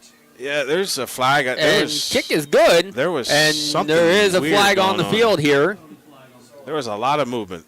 I'm not sure what they're going to call, but the one player for Loyalsock actually hurdled the offensive line, the offensive line for Montoursville. Yeah, and Lance is walking off the field here. They don't look happy. It looks like it's going to go against them. Yeah, that was a weird play. I watched that and kind of shook my head like, what is going on? This was taking a long time to discuss this one. I think the extra point's going to count, but I'm not sure. They're bringing everybody in for this one, but I'm not sure that you can jump up over the center like that. I think the center is kind of protected. Yeah, personal foul. That's exactly what they're going to call. He came right up over the top of the center there, and I don't think you're allowed to do that.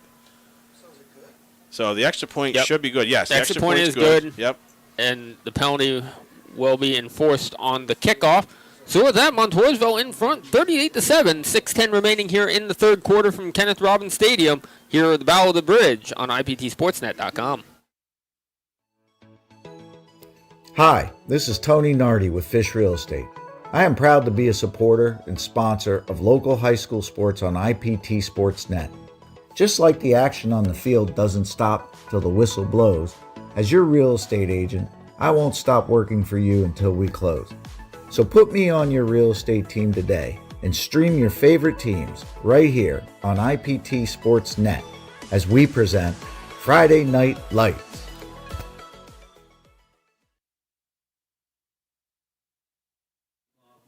6:10 to go here in the third quarter. Adam Shearer gets it teed up with a 38-7 lead. And this is a familiar position to kick I was gonna off say. from. This is the second time we've had the opportunity to see him get a bonus of 15 yards in the kickoff. And again, I'm guessing he's going to put it in the end zone for a touchback, which he did the first time.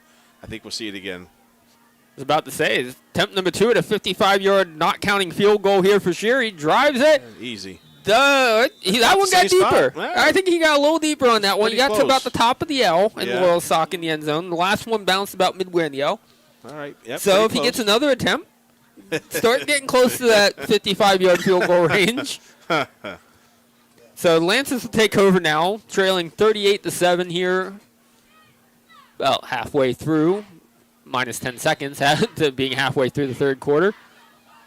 Lancers expect to see them keep trying to spread the field here. They do make a change back at running I was going to back. say, Coates is in the backfield. Yep, Coates is back. Coates gets the handoff, and wise move there. Bounces to the near side, makes one man miss, and then he's going to get wrapped up as he comes around the 30. He does not want to go down, as it takes a whole host of Warriors to come in and finish him out as he gets it out to about the 33-yard line. Nice pickup of 11, and moves the chains for the first down. And we do have a injury here on the near side. It's Christian Banks came back in, and I think he was the one slow to get up once again as well. That's unfortunate. Yeah. Well. No, Banks is walking back. there There's he another is. one down. Yeah. I see number 0 out there. He is limping pretty good, by the way. But he's out there. And like I was saying earlier, as they tend to the injured border here on the near side, you literally have to strap Christian Banks down to a backboard to keep him off the field. And they may limit him to just the defensive side of things. And with that, we'll step aside during the injury timeout. 6 minutes to go in the third quarter. Montoursville in front, 38-7 on IPTSportsNet.com. Tonight's game is brought to you by AC Cruise, State Farm Insurance.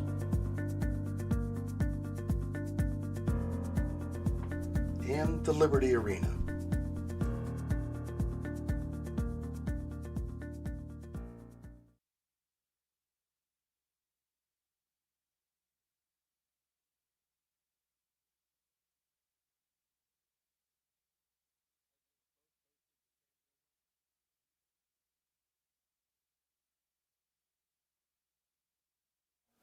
And we're back here at Kenneth Robbins Stadium. The injured Warrior is still down here on the near sideline. Coach Van Fleet and Coach Hanna both standing there with him, checking on him. along with the training staffs from both teams. Mike, while we have this break, we saw Coates move back into the backfield on this drive already. And I don't know if Montoursville missed it or they just thought they were going to power through like they were early in the game. We saw all the pressure come straight up through the middle, and Coates this time just stuck his foot in the ground, changed direction, which is not something we saw earlier when he was in the backfield. Right, and again, what did he do? He kicked it outside, just as we said, which is where he's had his success. It's definitely not up the middle because the Montoursville defense up the middle has been solid, and there's no way that he's going to gain many yards going up the middle. So he, like you said, stuck his foot in the ground, kicked it to the outside, picked up 13 yards in that last carry. And then, again, it's good to see Jalil Coates getting those yards. And, what a versatile young man. He starts the season out. We already said it, but he starts the season as a wide receiver, back to running back to wide receiver, back to running back. And right now, again, he's doing a great job in the backfield for the Warriors. Or for the Lancers, excuse me. There's still 10 injured player. The one big one, we don't want to speculate too much on what the injury might be, but neither team's gone to a knee. The offense for Loyalsock is huddled up, not far from where the player's down. The Montoursville team is just kind of meandering around. If it's a serious injury, you'd normally see players go to a knee, and it'd be silence. People are talking, so this leads me to think it's probably a cramp or something not major. They're just not ready to let's get him hope off the so. field Yeah, right now. and it is a Warrior that's down because, like you said, Coach Hanna came across the field to check on his player there. So, but we cannot see. We have no clue. Yeah. In a way, that's a good thing and a bad thing. We can't see because the Loyalsock team has not gone to a knee. No. And again, that's normally what you see when it's a major injury on the field. We're not seeing that right now. As more of the training staff from Loyalsock coming down to check and here on comes things. more trainers. So, yeah, again, hopefully everything works out. We can see him hop up, and again, whoever it is, head off the field back to the Warrior sideline. Yeah, speaking of the injury, we did mention Christian Banks back in the game now for Montoursville, at least here on defense. We'll yet to see if he's going to re-enter the game on the offensive side. Mike, I'm with you. I don't think we should see Banks come back in on the offensive side. No. Because on the defensive side, there's going to be some hits, but nothing too major. On the defensive side, you can kind of control what's going on with your own body a little more than you can on the offensive side. As the Montoursville team has now gone back to the sideline. So what we're going to do, we'll step aside, take another break. Montoursville leading here 38-7 over Loyalsock. 6 minutes to go in the third quarter here on IPTSportsNet.com. Tonight's game is brought to you by Sanders Mortuary,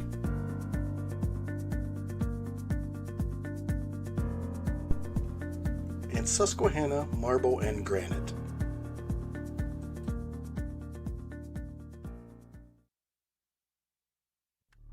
Welcome to the Liberty Arena, your ultimate sports and entertainment destination. The Liberty Arena offers top-tier turf fields for a variety of sports, including soccer, baseball, softball, and more. Remember to check out the indoor batting cages, too. And to top it all off, we even have an indoor golf simulator perfect for honing your game. Score big in the arcade packed with fun for everyone. Strike up excitement in the bowling alley. Bounce into action in our trampoline park and gear up for heart-pounding laser tag action. And don't forget to grab a bite to eat at Scores Bar and Grill.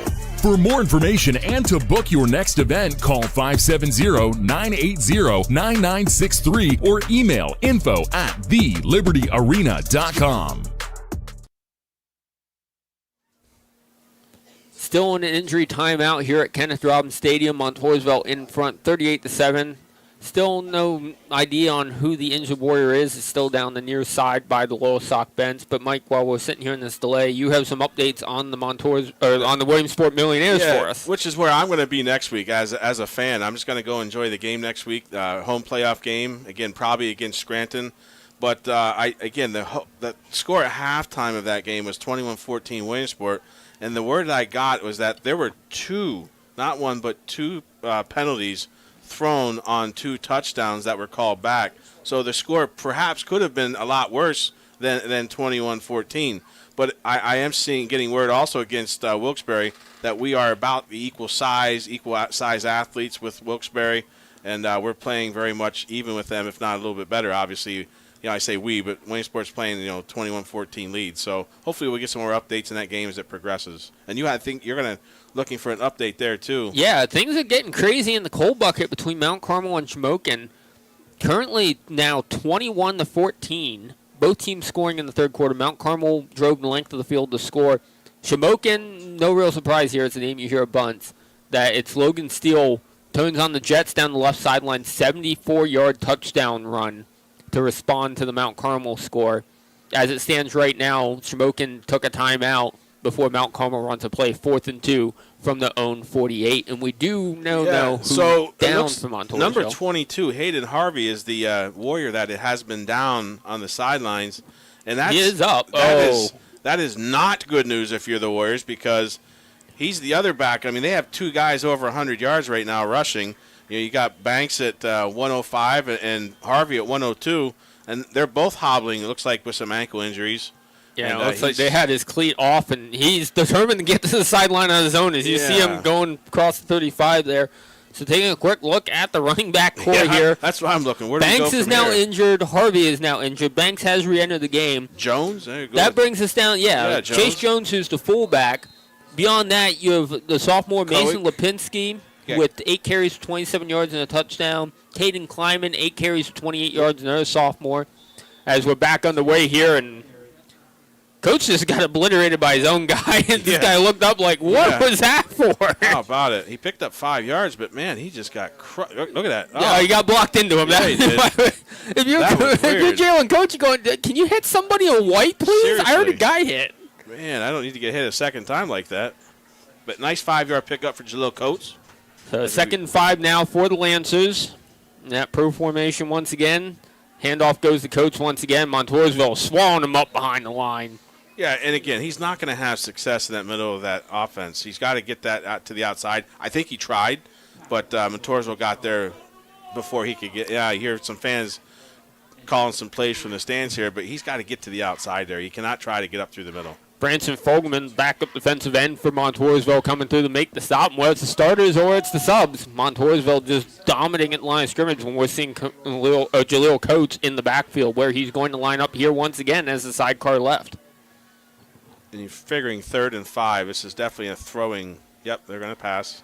Coates stays back in protection. Pass is thrown and complete. Forward progress should be enough for the first down as the pass is completed to number 4, Clinton Taylor. First reception of the night for Taylor, who comes in as the second leading receiver for the Lancers. That's a 6-yard pickup. First down. Ball spotted now at the Lancer 44-yard line. You see Taylor lining up out the far side as the fans letting you know what they think the play call should be. I don't think they're the ones with the headsets, though. Man in motion, that's Baker. Dow takes a snap. He's under pressure. He's just going to have to tuck it here and just eats the sack. Yeah. Nothing he can do at that point. And that's the downside. When you look at all the numbers in the backfield, 75, 74, 60, 55. I mean, these are big boys. These are your defensive linemen in the backfield for a huge, huge sack here of almost 9 yards, 9-yard sack. For Rakestraw, half a sack on that one, gets him to 1.0 in the season. Fogelman, half a sack, now with 2.5 on the season for the Warriors. 3 receivers to the near side. That's where Dow's looking as he's under pressure. This time he steps up, throws, pass is complete, but hit hard at the 45. Forward progress will be to the 45. That reception by Nasir Thomas, the leading receiver for the Lancers. So we're going to give him a 9-yard pickup there. And we have an injured Lancer this time on the field. Trying to see who that was getting up. And this is not good news for the Lancer fans. The coaching staff came out. Well, there's a flag out there, too. And it is Danny Dow having to come out of the game now for the Lancers. Training staff came out and got him. But there is a flag. I'm not sure. Yeah, they're marching off in the Loyalsock direction. Things just go from bad to worse for the Lancers. And that's going to necessitate a change at quarterback. And it will be number 9 coming in for the Lancers. That is Matthew Rickard, the backup quarterback. And this will be Rickard's first varsity snap of the season. 2nd down and 27 here from the 27. Rickard takes the snap, looking, he's going to throw deep down the field, has a man running, it's going to be too long of a pass to the receiver. It was intended for number 4, that's Clinton Taylor. But really, unknown quality here for the Lancers. What we're going to get out of Rickard. And he's only a sophomore. Yeah, he's a sophomore quarterback right now. Very little experience coming into a big game and a big situation. Rickard takes a snap. He's going to have to tuck it and run. He's looking for room on the near side. Gets hit, brought down just after he gets across 30. Looks like they're going to spot it at the 32-yard line. Rakeshaw in on the tackle there for the Warriors. It's going to bring up fourth down. Punting unit back onto the field for the Lancers. Yeah, and you said it goes from bad to worse. Again, Loyalsock, some tough breaks here. So they are looking at Dow here on the sidelines. Barb Wirtz, the athletic director, or athletic trainer, for the Lancers. She's taking a very close eye on them, and looks like they're doing some concussion protocol. I'm not a doctor, but I do recognize some of the things they're working on. Hausnick back to get the punt. The punt's not going to get anywhere near him as he was back inside the 30. Punt rolls out of bounds at the 41-yard line. And that's where Montoursville will take over 1st and 10 with 2:35 to go here in the third quarter. Yeah, at this point, you always err on the side of caution with these young men. You want to make sure that safety is priority one, and that's exactly what's happening here with Loyalsock. They're taking good, very good care of their athletes, just as Montoursville is doing on the far side. So Loyalsock offense, Montoursville offense takes over. Good news is running back in the game, 22. That's good. Yeah, he hobbled off, but he's back. So Hayden Harvey standing behind Eliza Eck. Eck takes the snap. Harvey takes the handoff. He's around the far side, cross midfield. It doesn't look like he's feeling any ill effects from the earlier injury. He looks as he's inside the 45. Mark it down at the 44-yard line of the Lancers. And that pickup is enough to move the chains for another Warrior first down. So a 14-yard pickup. That takes him to 116 on the night. And we're still a lot of time to go. We have a whole quarter and 2:15 remaining in the third. And that's something you love to see if you're Coach Joe Hanna on that far sideline right now. Just your running back, they're playing hurt. Game's getting out of hand. I want to go back in. I still want to play. This time the handoff goes to the fullback in Jones. He's able to get across the 45 again. 44. No, he does pick up 1 yard on it. Give him a yard pickup. He earned it. This will be 2nd and 9 here from the 43 of the Lancers. As he had to step, Lancers got a little too much penetration, got hit right at the shins and went down. So as we said, he's probably the third option here. If they had to go to a third option, that would probably be number 36, Chase Jones.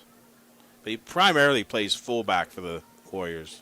Yeah, when you look at the stats, once you get below Harvey and Banks, it's kind of pick whoever you want at that point with the carries. And the Lancers jumping off again. We keep bringing it up multiple times, Mike. The discipline of the Lancers at the line.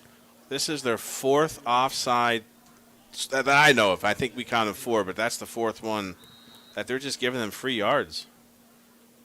It comes again, a play after they made a nice stop that held the Warriors back. Yes. It hasn't been we had a big gain and we jumped Coa Ansi. It's always a big play and then just give them the free yards. Yes.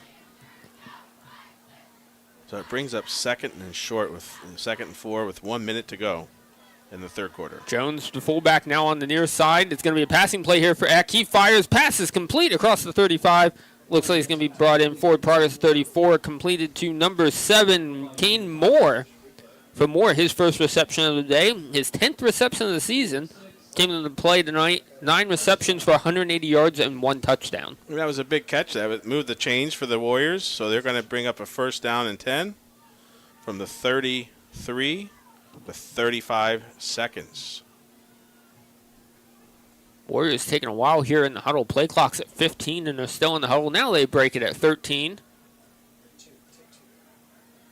It's going to be 2 receivers to the near side here. 1 to the far side for Montoursville. Snap, handoff goes to Hayden. And what a stiff arm that was at the Lions. He's going to get ripped down as he gets across the 30. But that stiff arm, that's going to be something to watch here in the replay. That's a hard-earned 4 yards, and that should be the final play of the third quarter. You see that stiff arm right there just driving the defender down into the turf. And that will take us to the end of the third quarter. We're through 3 here from Kenneth Robbins Stadium in the Battle of the Bridge. The Montoursville Warriors in front of the Loyalsock Lancers, 38-7, here on the Game of the Week on IPTSportsNet.com. Tonight's game is brought to you by AC Cruise, State Farm Insurance,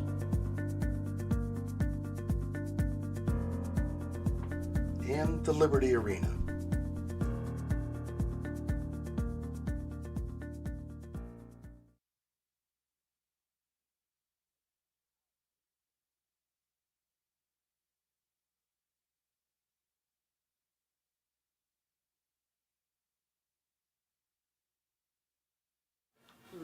And we're getting ready to start the fourth quarter here on IPT Sportsnet. The final game of the regular season underway, and we just heard a score update in the stadium. Mount Carmel still in front of Shamokin, and still a 21-14 game down at the Coal Bucket.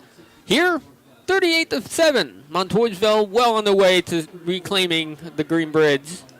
Haven't had it in 3 seasons, and talk about setting yourself up right for the playoffs. Yeah, Montoursville just can't seem to do anything wrong today. Loyalsock can't seem to do anything right. There's been a lot of maroon ribbons on the bridge for the last couple years, but that might be changing tonight.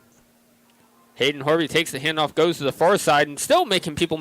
Harvey, the more times he's touching the ball, the more he's starting to look like Christian Banks. I talked about how he's dropped the shoulder, run through people. He's making some nice cutbacks to find open lanes. Yeah, he's been a workhorse. That's his 23rd carry of the game.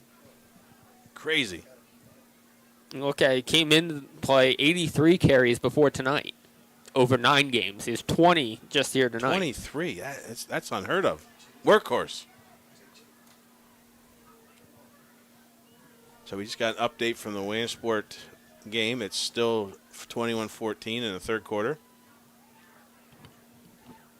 Eck making an adjustment here, trying to get his wide receiver in Houseneck to spread out farther to the near side. Handoff goes to Hayden, and he's up across the 10. See where his knee hit down there. It looks like they're going to spot him down at the 7-yard line. Not enough, or is enough for the first down. It'll be first and goal now from the 7. Yeah, another 10-yard pickup gives him his 24th carry for 140 yards. Just waiting for the chain gang to set down the chains, and they didn't seem to want to. Yeah. Quite a bit of people over at the Montoursville sideline trying to get this play call in. Play clock is at 13. That's something, not so much tonight, but Montoursville's got to be aware of when you get deeper into the postseason. These late play, you can't just run the line and snap it here. As the play clock's at 3-2, they get it off. Hayden Harvey with the carry, and he manhandles his way inside the 5, gets it down to about the 2-yard line. So another 6-yard pickup.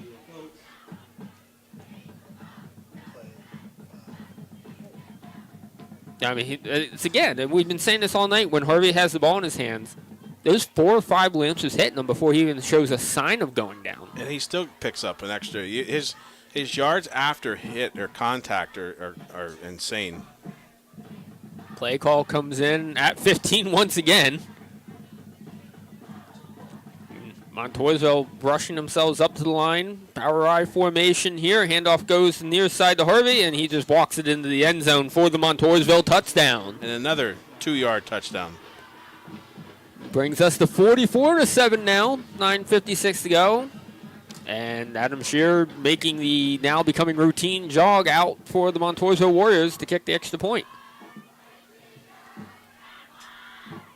That gives Hayden Harvey 4 touchdowns on the game. 4 touchdowns. So it's going to be tough to pick players of the game when this one's done. There are a lot of options right now we could take a look at. Yeah, that will be coming up as soon as the game is complete.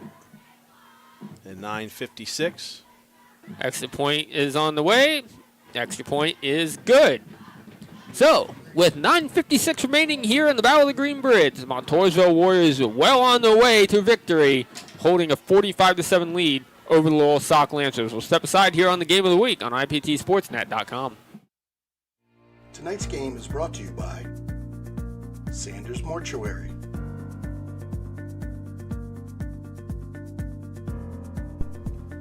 and Susquehanna Marble and Granite.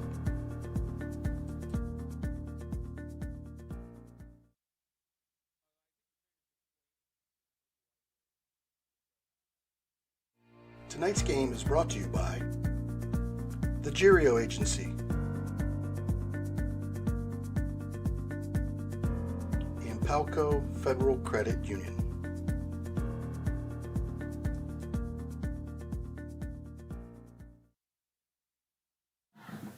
And we're back here for the, yet again, Montoursville kickoff with 9:56 remaining here in the ballgame, 45-7. Montoursville in front of Loyalsock. As we look at the sideline, it looks like it will be Matt Rickard's game, the QB here the rest of the way for the Lancers. Not expecting to see Dow re-enter here. Yeah, the trainers have called Dow's parents down to speak with them to let them know what's happening, and it's unfortunate. You hate to see that for anybody. Kick is up. Kick going to be taken at the 10-yard line. Trying to come to the near side is number 10. He's got room. He's got room across midfield. He's off the races. One man to beat. 35-30, 25, 20, 15, 10, 5. Touchdown, Loyalsock. Take a quick look around. This time, no laundry on the field. This one's going to stand as the Lancers take it to the house on the kickoff. Thomas, 90 yards. He fielded that from the 10-yard line, 90 yards. You'll see it here on the replay. As soon as he made that first cut to the near side, it's coming up right here. He just takes one step, and he's just off. It's like the Montoursville Warriors just missed him, and Shearer's going, I don't know what you want me to do about it at this point. I mean, how's that for sweet? That was a senior, Namir Thomas, 90-yard kickoff return on senior night. So congratulations, Namir Thomas. Beautiful. Evan Thomas, first kickoff return touchdown of the season. Lance is on to try the extra point. It will be Ethan Boyer. His kick is up. High kick, but it has enough leg to get through. 9:43 to go here in the ball game. Loyalsock responds. It's now 45-14, still in favor of the Warriors on IPTSportsNet.com.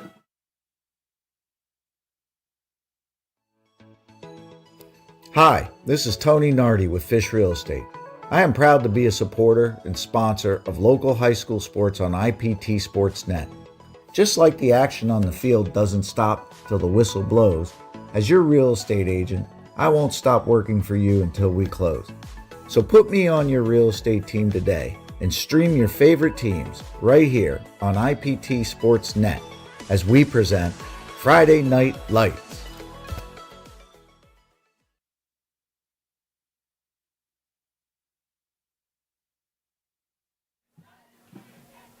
9:43 to go. Montoursville in front, 45-14. Lancers get ready to kick it off. Mike just asked an important question there before we came out of the break. So this is, and again, I don't know if you brought the hands team in if you're Montoursville, but the fact that you have a big deficit to overcome, 45-14, you're trailing. Do you do an onside kick here? There's good and bad there. If you get it, obviously it's great. But if you don't get it, you set the Warriors up in great position and great field position here. I think it's worth the rest, personally. Loyalsock does not. As they kick it deep, it's going to be fielded at the 19-yard line. Returns coming across the 25-30 side, across the 35.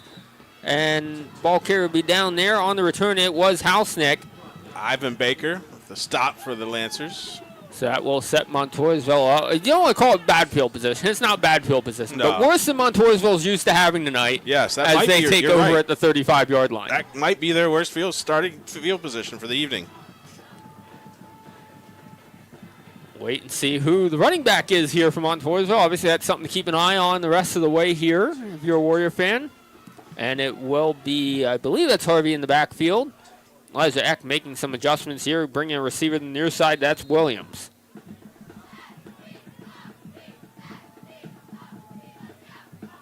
Eck waiting a long time now, takes a snap. He's going to keep himself. Fake Takes reverse. the reverse, coming near side, and a block was missed on the near side. Eck just nowhere to go after the missed block. Does get across the 35, gets it out to the 37 for a pickup of 2, but Eck was looking for a lot more on that one. Yeah, there was a fake reverse heading around the opposite side there. He decided to keep the ball and pick up maybe 1 or 2 yards. Just got an update from Wilkes-Barre. The Wilkes-Barre Wolfpack has tied the game at 21. And that's the case, too, with playoffs coming up. Either side, really, how much do you want to show? Because likely in 2 weeks you're going to be meeting up You're again in seeing 'em Wilkes-Barre. again. In the same location, same time, same place. That gun to center takes a snap. Giver is a little rough there, but is given across the 50, 45-40. Nice pickup there. Gets down towards the 35. That is a new ball carrier. It's Caden Kleinman, the sophomore now at tailback for the Warriors. That's his first carry of the ball game. Very nice run.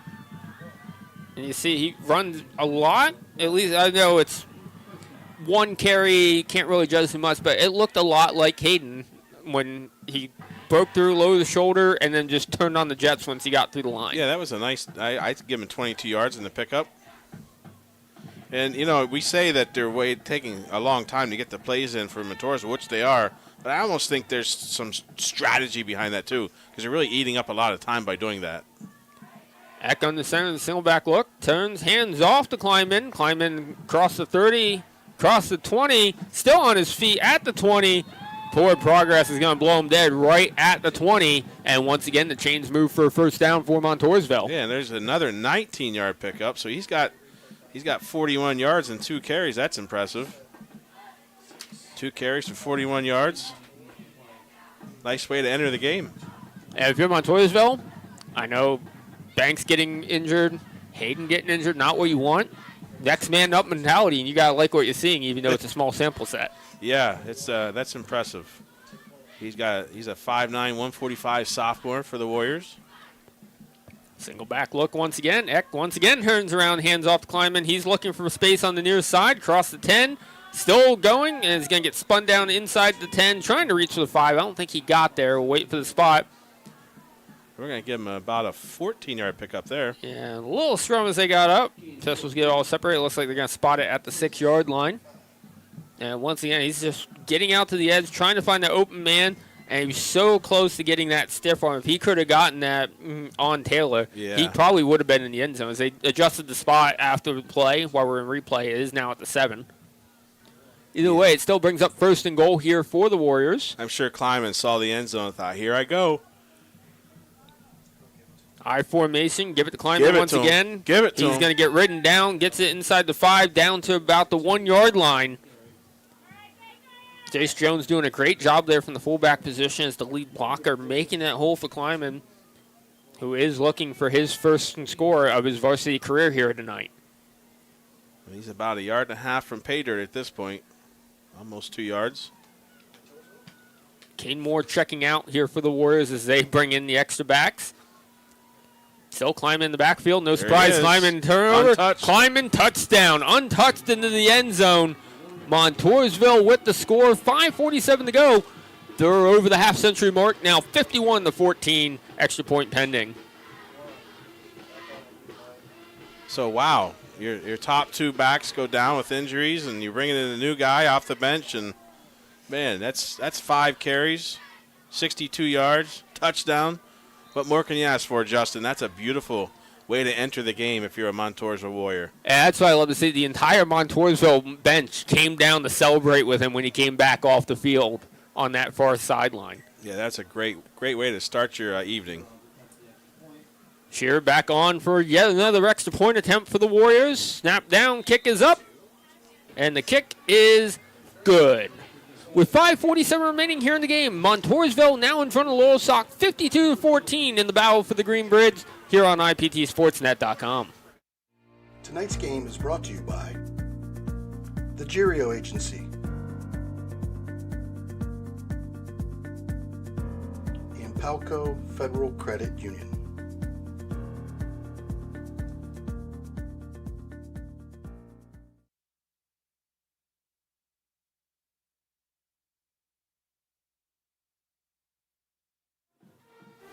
.547 to go here in the fourth quarter. Montoursville with that touchdown puts this game into the mercy roll as they lead the Loyalsock Lancers 52-14.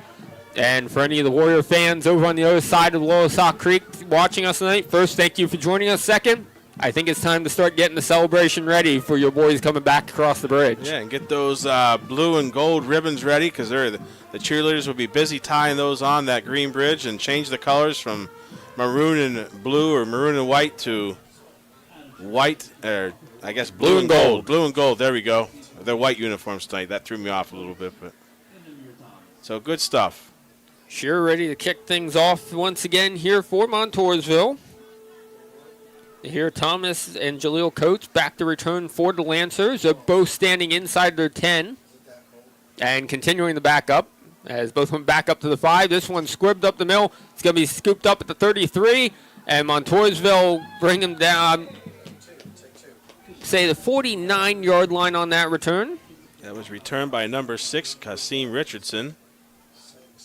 You see as he gets there, he's kind of like, okay, I guess I'm going now. Yep, I did my job. No real surprise, though, to see the squib kick there by Montoursville after you gave up a kick return touchdown. Don't put it anywhere near the return man. Yeah, Namir Thomas was salivating like, I get another chance, coach. But no, he did not. And now Rickard takes over at quarterback. This will be his first full series for the Lancers of his career. Does have a back behind him. Turn and give is to the up man. He makes one man miss, spin down now just across the 45, 46. Got back to the line of scrimmage. No gain on the play. That's Trey Borges with his first carry of the evening. Borges on the season. This is now 9 carries for 13 yards. Does have a touchdown rush as well. Yeah, Trey is a 5'9", 180-pound junior for the Lancers. Not really surprised here. Game in the situation it is. See Lancers work a couple guys in, get them some looks. Again, it's about next week with the playoffs. Handoff again goes to Borges as he's looking near his side. As somebody lost. His foot went flying. No, it's yeah. shoe, actually, but that was kind of funny looking.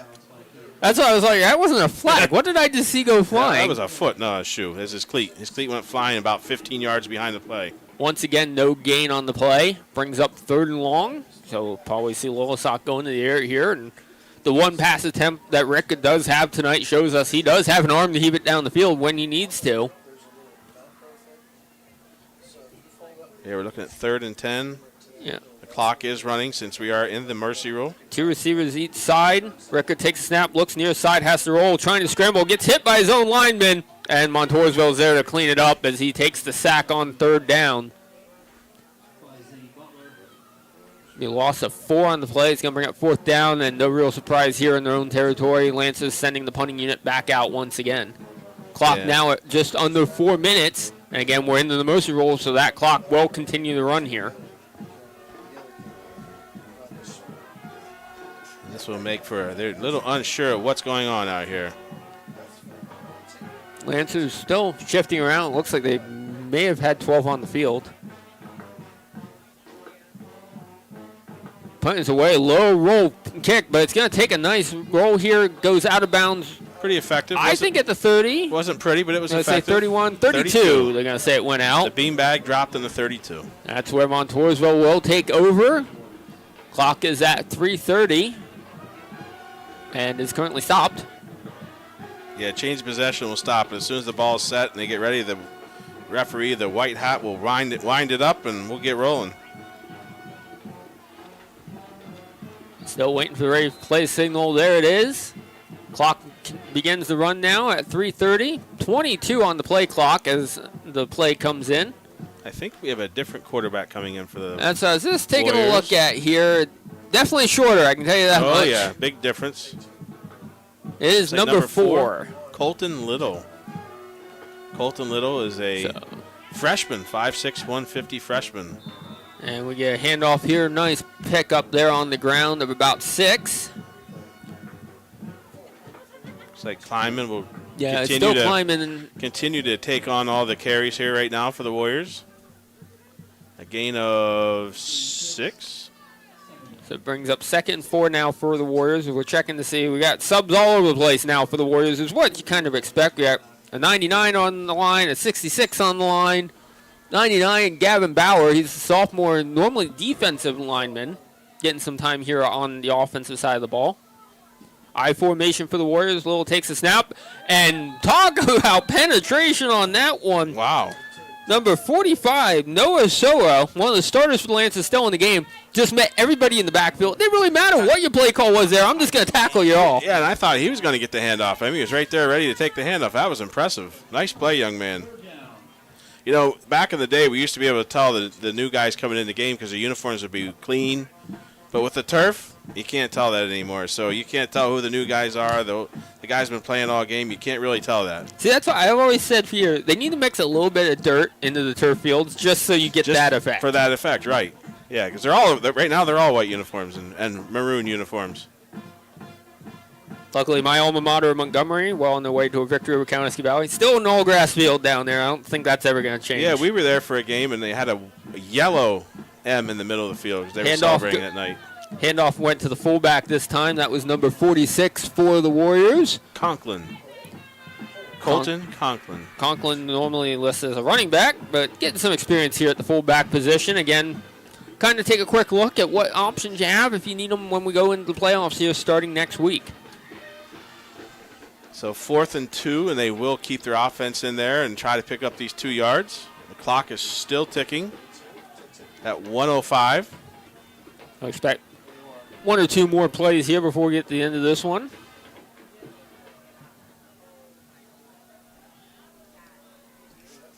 I formation here again for the Warriors. They're letting it run all the way down. Clock at 2. Now handoff goes to the fullback, and Lancers just powered through the line that time. Didn't make the stop. This will be a turnover of downs. The Lancers will take over. 47 seconds. We'll see what the Lancers elect to do here. I would run a couple plays here, see what you can do. Let the kids play, you know. Rickard heading back out as the quarterback here again. Well, they better get ready because once they get the ball set, they're going to wind it up. I think based on what we're doing, we might possibly see a timeout here by the Lancers. Well, nope. They better. They don't have near enough guys in the field. Does this count in here? 3, 4, 5, 6, 7, 8, 9. 9. I have 9. They have 9 on the field right now. Yeah, Lancers, there's 10. It's still down a man. And the clock is running. Clock's at 36. There we go. Game There's clock's 11. at 14. They got 11 guys now. Now Lancers they're huddling up. Play clock's now at 10. Luckily, it was the Lions, so it says, hey, go block. Yeah.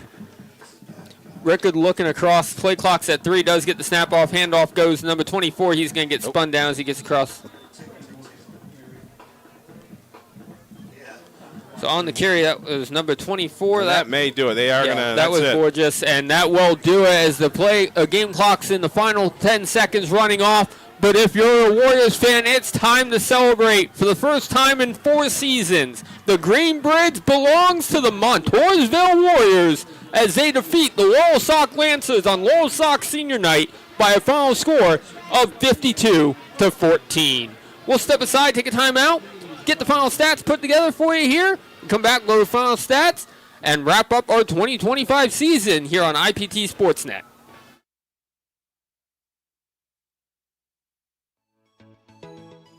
Hi, this is Tony Nardi with Fish Real Estate. I am proud to be a supporter and sponsor of local high school sports on IPT Sportsnet. Just like the action on the field doesn't stop till the whistle blows, as your real estate agent, I won't stop working for you until we close. So put me on your real estate team today and stream your favorite teams right here on IPT Sportsnet as we present Friday Night Lights.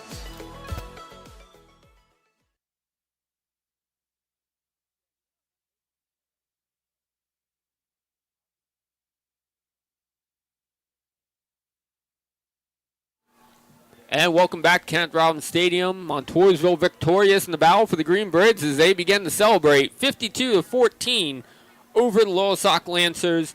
And Mike, got an important thing to get to, player of the game honors. So let's go with Montoursville, the visitors tonight. They take the record to 8-2. But right now we have the AC Cruise State Farm player of the game. And, man, this was a tough call, but I think we got to go with the workhorse. I mean, you got Banks, who got injured, ended up with 105 yards. But, man, this Mr. Harvey, Hayden Harvey, 26 carries, 148 yards, and 1, 2, 3, 4 touchdowns. So that's Hayden Harvey's going to be our AC Cruise State Farm player of the game for the Battle of the Bridge. Yeah, I do want to give honors as well. Nahir Thomas, there wasn't many bright spots for the Lancers tonight, but a 90-yard kick return touchdown, what could have been the second kick return touchdown of the night. I mean, Loyalsock heading into the playoffs, they have a lot they got to figure out on offense, especially now with the injury to Dow. Is it Rickard moving forward? Is Dow going to get cleared? There's a lot of questions there. Defense, Montoursville's offense just had the way.